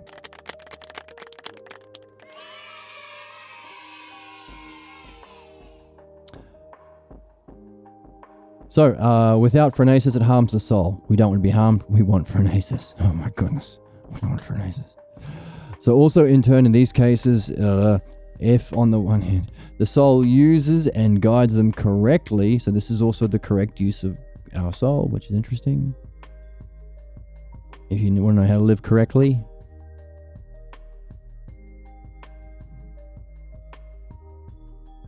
oh, cool. Then she makes use of selves beneficially, uses those objects of knowledge in nous, along with courage, to gain, retain, and be guided by. I'm guessing we've got guided by, but I'm guessing gaining first, and retaining would be necessary. I'm adding that. So when I say gain and retain, that's not, we've got, it's not in the text, it's guided so far. Soul makes use and guides them correctly. Well, then you could say, yeah, the soul guiding your nous to reach phronesis would be correct. So I guess we could keep reaching, attaining. Then she, the soul, makes selves beneficial. On the other hand, if you do not use them correctly, if she does not use them correctly, she makes them harmful. Very much so. Look at all these wisdom bombs that have been dropped on our asses. All 44,000 people watching this video because of the scandal between Flamingo and Chicken. Yes. I see you looking. Alright. Then indeed, the mindful soul guides correctly, whereas the mindless, again not mind, phronesis, misses the mark. This is so. Surely then, says Socrates, do we not say that it is in this way in every case, so that for human beings, on the one hand, everything depends on the soul, whereas on the other hand, the virtues of the soul, self, the selfhood of the soul. We've got a self word tied to soul. That's interesting. That's one of the puzzles that I've been wondering about. When we talk about learning as remembering, the nous experience of knowledge or being is a remembering. Then what's having the remembering? Do we say it's the self that remembers or the soul that remembers? And what about virtue? What about phronesis? But here we have the word soul along with self.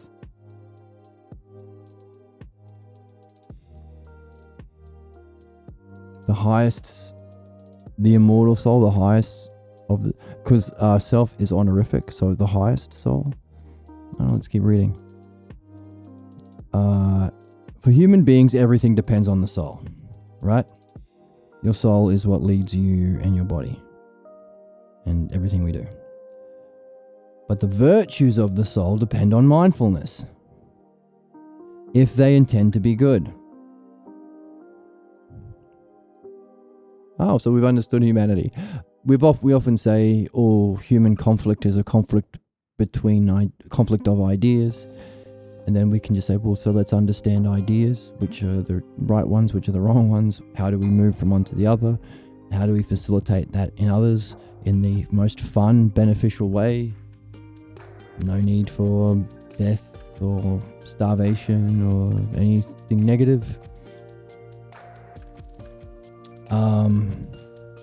In other words, introduce philosophy. If certain beliefs are in conflict, let's understand why and resolve them and upgrade beliefs to, what we're doing here, understanding and truth. Another way of saying that is everything is based on the soul.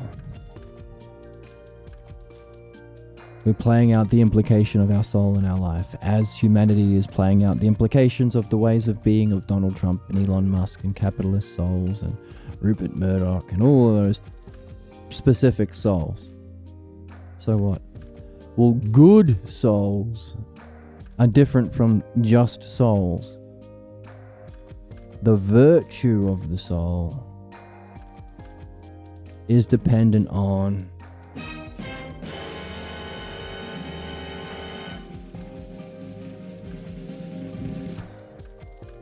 phronesis.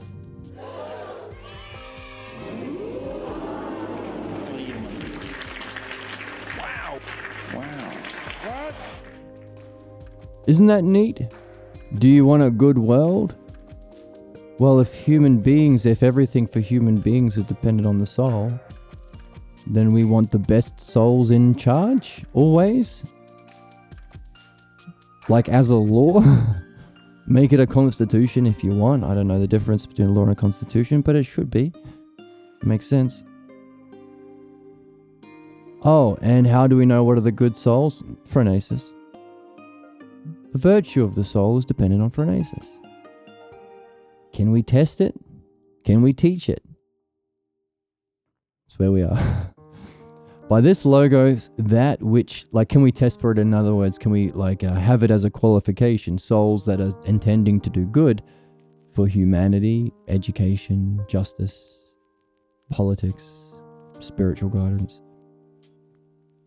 Is there some test for phronesis?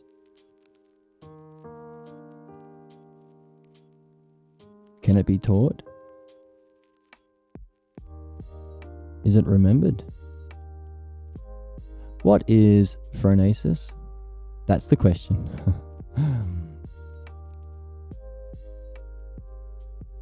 So in the Republic, phronesis is described as a virtue different from the other virtues. If virtues are things you put into the soul to become better, to become more excellent, to become a better person, a more beneficial person, a wiser person, happier person.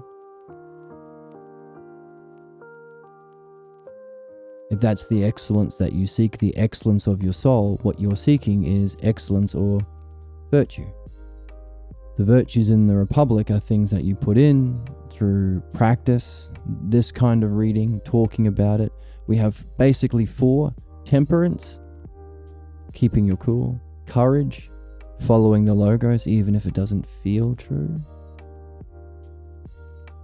I mean, these are just loose definitions.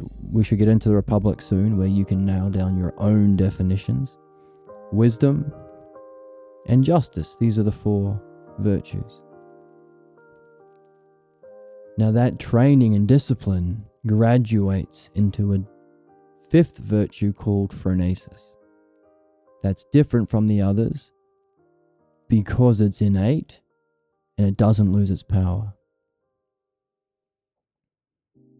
So if the other virtues culminate in the experience of nous, or knowingness, or remembering,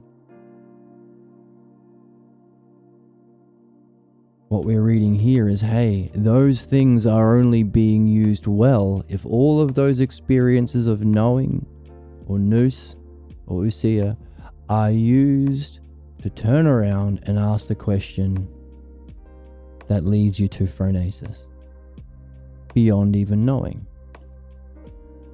And what Socrates just said, unless you have courage, if you have the virtues that you put in with discipline, and you have that experience of knowing reality, nous, and you have phronesis, and your phronesis, your state of phronesis is the guide, only then can you be acting in a beneficial way, which includes bringing your soul to your final goal.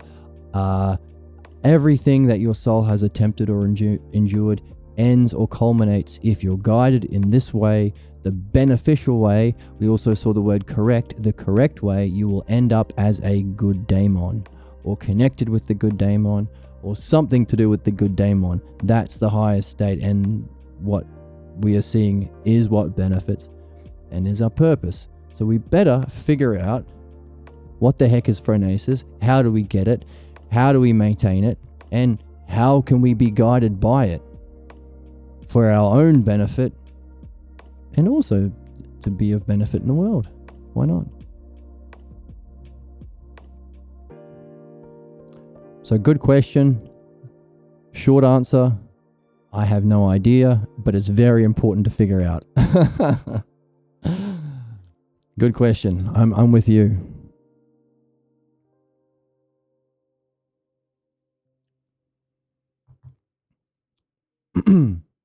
Okay, so the virtues of our soul is dependent on this being guided by phronesis. So you want to solve any human problem, it's the soul. What's the ideal of the soul? Or what's beneficial? Phronesis, and being guided by it. And by this logos, that which is beneficial will be, okay, now we've actually defined, the beneficial is mindfulness, phronesis. Then do we declare that excellence is to be beneficial virtue? Very much so. Accordingly then, do we declare virtue to be wholly phronesis or a certain part of phronesis? It's got to be in there somewhere. Is it a part or is it the whole thing? Is phronesis virtue? What else do we have on the table? Well, we can't say we have courage and justice and wisdom and temperance because we've already shown that these are aspects or parts of virtue. They are real beings. So we start by putting them in through discipline, but they seem to be having an existence. So maybe they themselves graduate with nous, because they're said to be the real beings and therefore they're knowable and rememberable. So what starts as discipline and practice, philomathesis, the love of learning and talking about this with your friends and practicing the dialectic, maybe graduates into the direct apprehension of them in a knowable object of nous.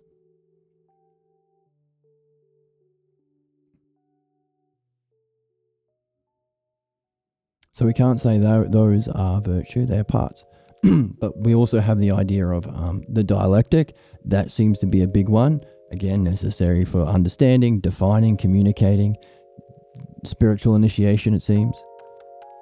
We also have the stung state on the table, aporia, being all at sea, like you've been stung by a stingray. But also wonder and curiosity that Socrates says he is embodying more than anyone, or more than Meno at least.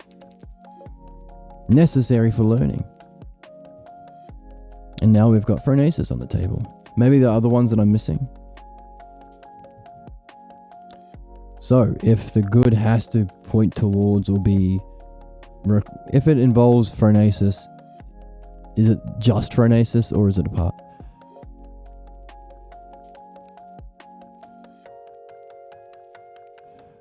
Meno says, it appears to me that the words spoken were well spoken. Not answering the question, but like a politician. Ugh, I love your... So what are you doing to end capitalism? Every politician? That should be being asked right now. And follow-up question, what are you doing to employ a empathetic, rational-based system of governance based on actually understanding and meeting all human needs most renewably, efficiently, sustainably, rationally, so that we can all flourish? Or a logos-based government? 2 questions. What are you doing every moment to end capitalism? That's your job, politician, because you're supposed to serve the benefit of all human beings, not whoever's paying your bribes. Second, what are you doing to implement a logos-based system? Okay, that's what every reporter should be asking. Hopefully one day we'll be asking. And hopefully not for long. Oh, I don't know. Okay, you're out. Who's someone who knows the logos? You're in. Do the job. Oh no, but I like being a senator. What? You can't do the job. If you liked being a pilot, you can become a pilot if you learn how to be a pilot. You want to be a politician? Learn the logos. With courage and nous and phronesis, so that you can actually benefit humanity. But what do they say instead? Ask them that question, they'll say, I love it that we live in a free country where reporters can ask questions like, what are you doing to end capitalism? And what are you doing to implement a logos-based, rational, beneficial, empathetic system of governance?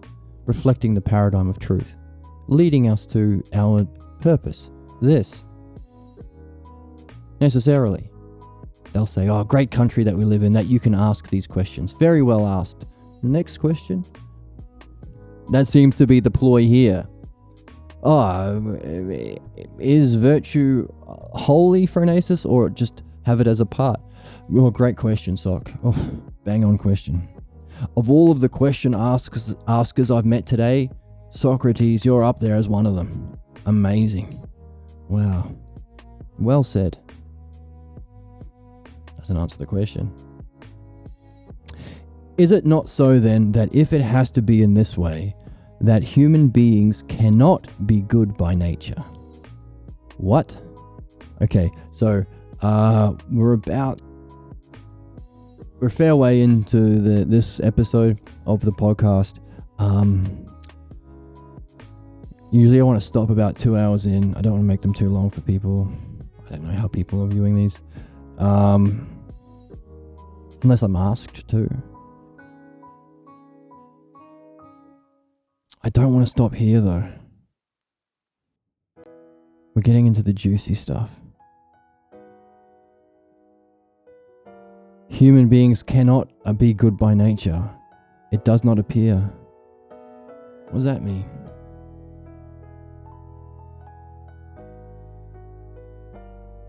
If human beings were to become good by nature, then there would be some of us who recognize those of the young who are good by nature and guard them. Alright, so, okay. And by, alright, he hadn't come, he started with the conclusion. Guard those whom they pointed out to us by placing them in the upper city and sealing them up, even much more securely than we seal up our gold. That's how important these natural souls who can have phronesis are. More than gold, we want them running our world. They're the best of us. They're the only ones who can benefit. So we put them up in the upper city, sealing them off even more securely than we seal gold, in order that no one ruins themselves there. Then when they should arrive at their prime, they would be useful, is what I was saying. Useful to their city, of course. They'd be worth 1 million quarterbacks. 1 billion quarterbacks. An infinite amount of quarterbacks, star quarterbacks, being useful to your city will not even touch how useful this kind of a soul, the only soul that can actually bestow benefits to humanity, would be. 1 million Ken Bradys. And 1 million Donald Kelseys. Yeah, the quarterback. Donald Kelsey and Tom Brady. They're the two, I think. Gavin Casey. Anyway, he lost this year against the Eagles. Fun fact. Trivia. Philosophy trivia.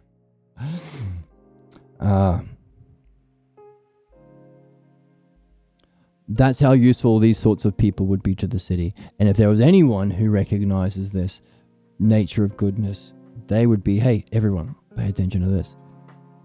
That's likely, says Meno. Take notice then, seeing that it is not by nature that the good come to be good, then do they come to be good by learning or remembering?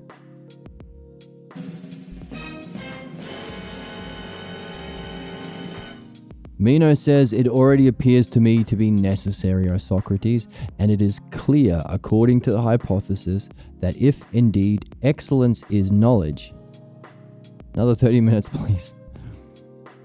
If excellence is knowledge, then it is teachable. Okay, so we stopped highlighting. I'm just going to keep reading because this is engaging stuff. I'm highlighting everything anyway, so who cares?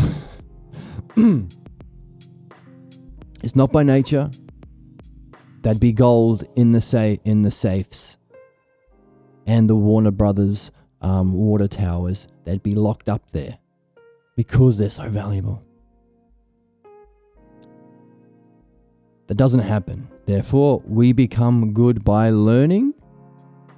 Meno says, yes, it appears to be necessary. And it is clear, according to the hypothesis, that if indeed virtue is knowledge, then it is learnable. Perhaps it is, by Zeus, says Soc. But perhaps we did not speak correctly by agreeing to this. Uh-oh, U-turn. What do you mean?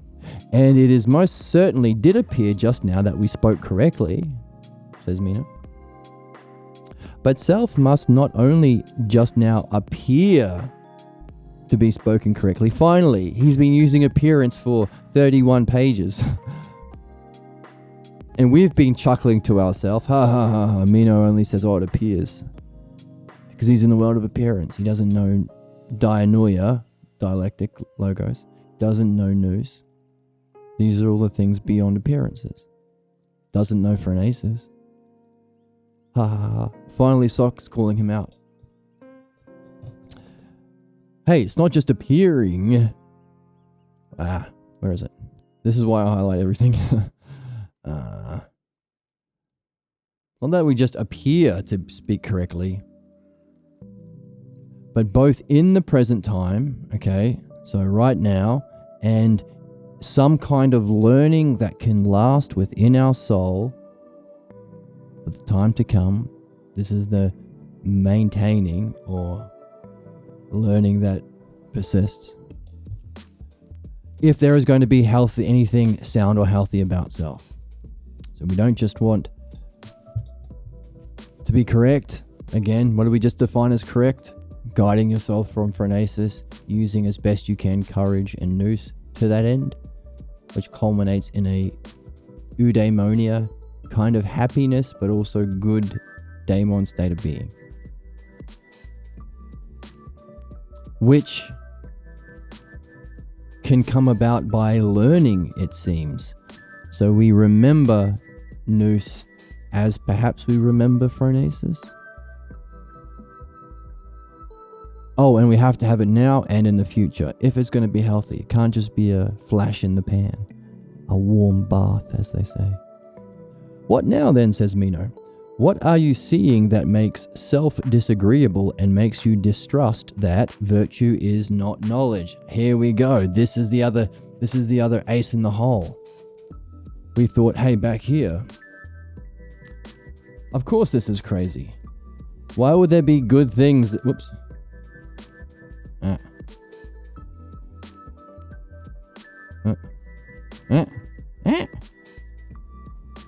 way. No. What's going on? Okay. Oh. I undid everything. Okay, there we go. Okay, now we're good. Why would there be good... Oh, Jesus. I'll keep deleting. Get my pen out. Why would there be good things that are not part of the idea of the good, and therefore knowable or rememberable? That's crazy. You're crazy. Unless maybe there's a good thing that if this is nous, we've already had Socrates say, hey, you know what actually benefits? Not just nous, because these objects of nous in here can be used to harm or benefit. And they're benefited when they are used. So they benefit when used with, or to reach, or guided by, not sure. Maybe all of the above. To reach what?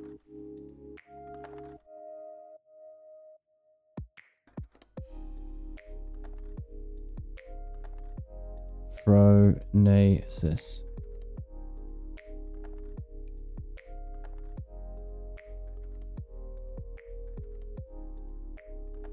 Now,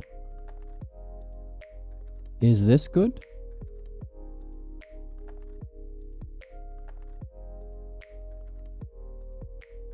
It wouldn't be bad, of course, because it's what benefits. But if this is necessary to bestow benefit, is it the ultimate good? So here is a possibility, not within the same realm of knowledge, but just happens to be unknowable. But something on a higher transcendental level that isn't learnable, isn't rememberable, because it's not knowledge or nous, but it's higher. Therefore, virtue, if it's tied to the good and it's needed to benefit, could be here. Is that where Socrates is going? We'll carry it as a question as we continue to read. I will tell you, Meno, and I do not withdraw, that it is correctly spoken, that if indeed it is knowledge, then it is teachable or rememberable. I'm with you there.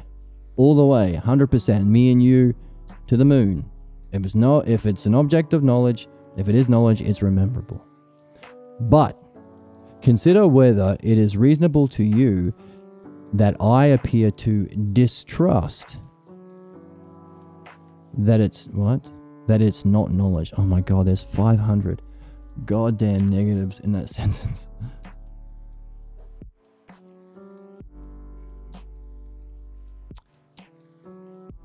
Does it appear reasonable? Qualifier. To you that I appear, another qualifier. To distrust, to not trust that it's not knowledge. Does it appear, okay, all that appearance stuff. Does it appear that I don't trust that it's not knowledge? So he trusts that it is knowledge. What's he talking about?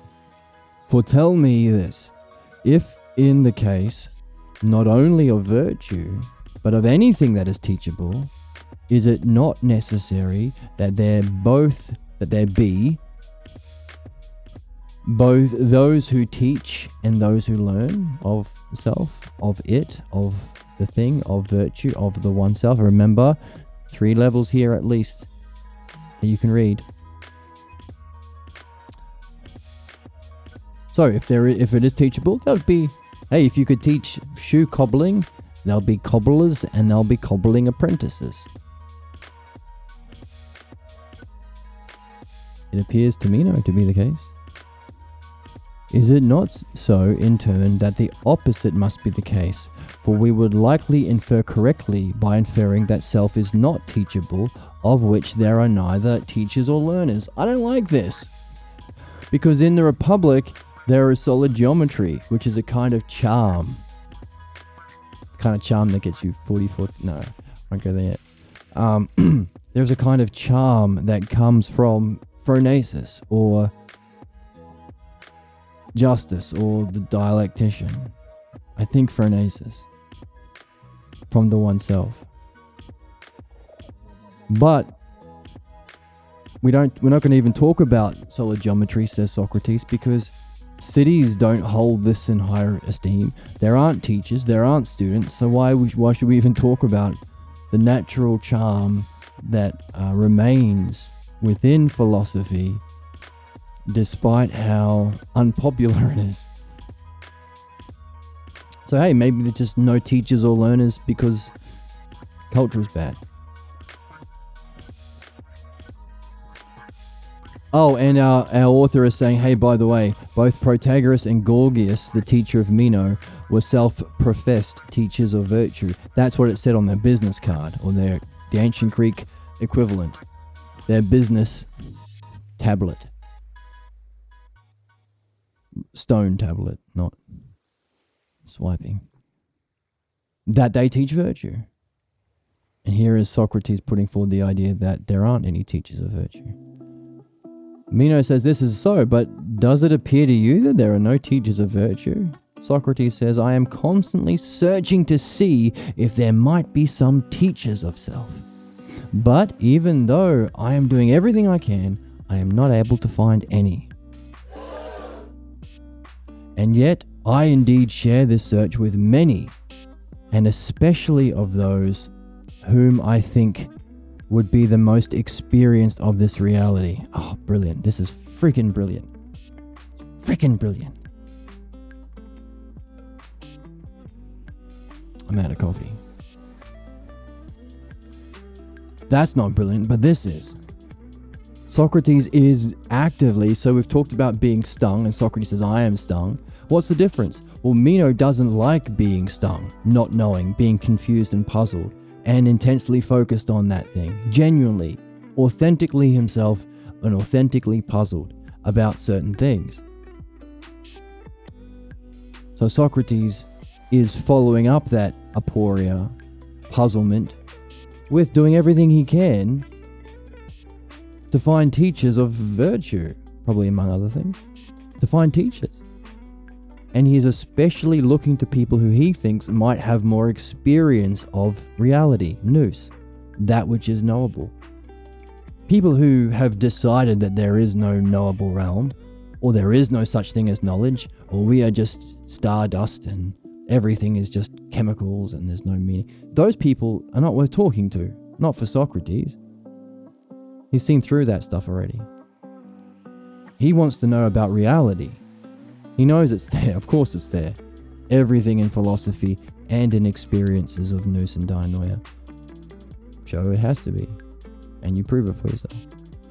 So he's going out of his way to find those people who he thinks might have more familiarity or is able to stay in the experience of nous or reality longer. He's seeking, he's doing his best. Whereas Meno gets angry when he's puzzled and he doesn't know. And he wants to lead the conversation as if he does. He wants to keep cosplaying or pretending to be the knower. What's that sound like? Wanting to pretend to be the knower and in charge when you don't have knowing, and instead of when you realize you don't know the thing, you don't search for knowing, you put the mask on and you insist on your right to be the leader. Sounds like the pathologos to me. Or something akin to it, perhaps. So, different approach to being stung. So we're wondering, is Meno's self-assessment of him being stung accurate if his reaction is the opposite to Socrates, as Socrates is doing everything he can to find a teacher? And just now, O Meno, Anytos has opportunely... here is angry Anytos. I call him angry Anytos because it rolls off the tongue. Angry Anytos. That's how I remember as Anytos. He's angry Anytos. It's a bit of his nickname is a bit of a spoiler. He may be angry. I don't know. Let's see. Here comes Anytos. Has opportunely come to sit down with us, with whom we must share this search. Thus, it will be reasonable that we should share it. Okay, now for in the first place, Anytos here is the son of a wealthy and wise. So now we have a new character. So maybe this is an opportune time to pause for today and come back to it next time. So, lots of wisdom bombs dropped on our asses. First of all, phronesis. If you're not guided by phronesis, you are doing harm. Now, we are adding the idea, if you don't have phronesis yet, maybe you haven't reached this level of eudaimonia. Perhaps phronesis is the state of being where you function as a good daemon. Maybe that's the art of the dialectic in its ultimate form. Who knows? But the idea is, it should be our focus. Everything we do in what we... where is it? In what we attempt, this is what we also are seeing in midwifery. Our choice of goals and activities, what we attempt and go through in our life, should be guided by phronesis, and we have our own hypothesis that we are going to will hopefully demonstrate, see if it's true. If we don't yet have phronesis, wouldn't it necessarily follow that everything we do be guided to reaching phronesis? Whether we're learning about their virtues as disciplines, whether we're practicing the dialectic to have an experience of nous, or whether we're using both our understanding through dialectic and our experience of nous together to reach phronesis. It's all guided towards phronesis, because phronesis, according to what we've just seen, and what Socrates is saying, must necessarily be guiding for even objects of nous to be used beneficially.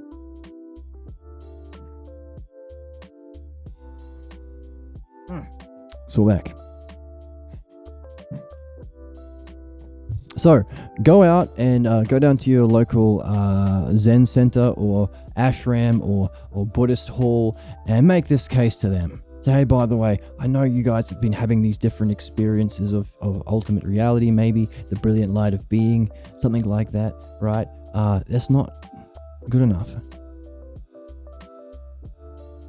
You have to be developing the virtues based on the dialectic and logos. And not only that, you should be using both your experiences you're having in your meditation hall, along with the logos you've been developing, along with the mastery of the pathologos that you've been developing, in order to reach phronesis. And then make sure phronesis guides, because that will guide you to your end and your destiny, which is something to do with a good daemon. I don't know what that means, but it's there, so we're carrying it as a wonder.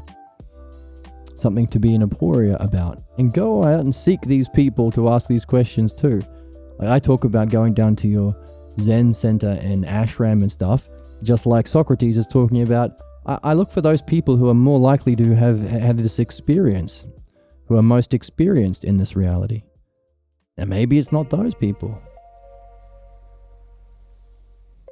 Maybe you've got philosophers who meditate. I don't know. And if you do find people like that to have these conversations, let us know in the comment section or join the Discord. There should be a link below. Share your experiences. How did it go? Did you benefit them? Were you guided by your phronesis the whole time? Or seeking phronesis? Anyway, lots of fun, lots of things to wonder about. We have an idea about phronesis. We have an idea that everything we do better be to get it. And when we do get it, be guided by it. That's pretty amazing. By the way, that shouldn't make sense to you, especially if this is your first time hearing it. Well, it shouldn't make sense to most people. That's why he mentioned courage. Courage is doing it anyway. So if your instincts are saying, that doesn't make sense, or that's not familiar, but I don't care. I'm going to be brave and rush the army on my own. No. I know you think you're being brave because your regular way of thinking is different from charging the enemy.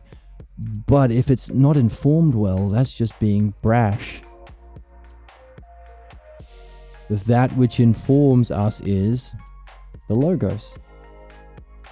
Experienced as our reading and our dialectic that we're developing, experienced in nous, but also as we're reading, necessarily must be directed to reaching the phronesis of self, whatever that is, self-phronesis. Otherwise, even those experiences or those achievements in dialectic and nous are not going to benefit. So, what the heck is phronesis? Oh, and by the way, if that's the case, then does that mean virtue is phronesis? Or phronesis is a part of virtue? Because it has to be there. And that should be our focus. But hang on a second. If all this is true, what if phronesis isn't an object of knowledge? It would be good, but not nous. In which case, how do you get it? If what is learnable, teachable, or rememberable is nous, and this is beyond nous. What does that mean? So, we have a direction in our life to practice seeking phronesis in everything you do. Obviously, would follow this. It's not obvious yet. That's why you need courage. Do it anyway. Doing anything else will do you harm. And any courage put into being brave, acting in other ways, is actually brash. Is that the word they used?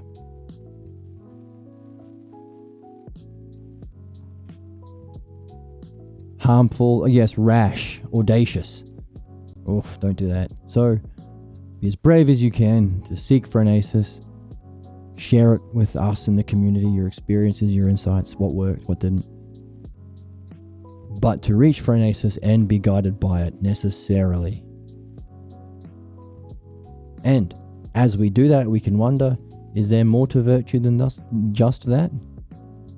And by the way, how do we get phronesis? That's a big one. Hang on a second. We've been learning all this about the dialectic to reach nous. But we just read that nous is harmful if it's not guided by and used with phronesis. So how do we get phronesis?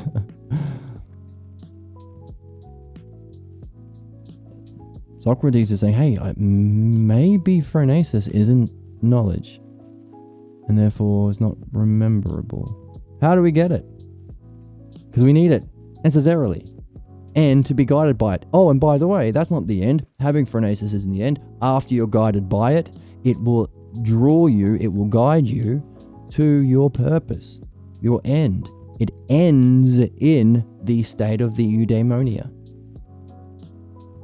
So we've got a purpose as well. So we've got a guide.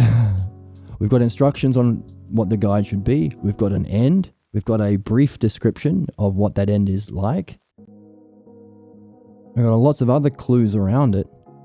But how do we get it so that we can be guided by it? And why is Anitos showing up right now when we have this most important question? Anitos, what are you doing, man? Get out of the way.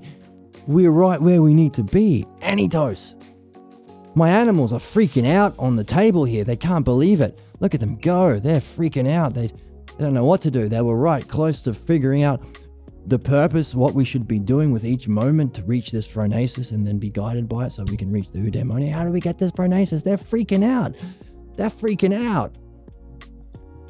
Well, Anitos, you have to answer for your crimes against my chicken and my flamingo because they're tripping out. Why are you showing up now? Anitos. Angry Anitos. Anonymous Anitos right now. We'll call him Anonymous Anitos because we don't know anything about him. That's where we are. In a good place of confusion and wonder. Thank you so much for joining me. Thank you for joining me in the chat. I hope the other 30 minutes that you requested were enjoyable to you. Curious, illuminating, inspiring. Join me tomorrow for Philosophical Midwifery, where we will hopefully become just as curious about the opposite of phronesis. The thing that guides our souls to become harmful to ourselves and become like zombies.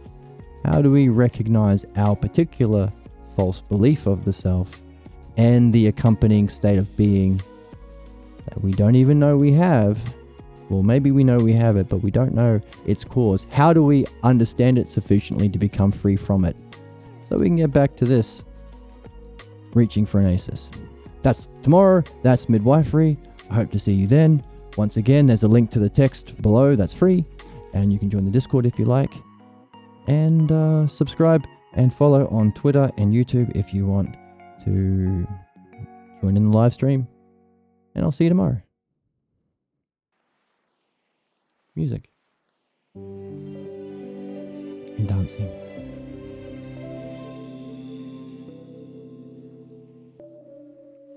Bye.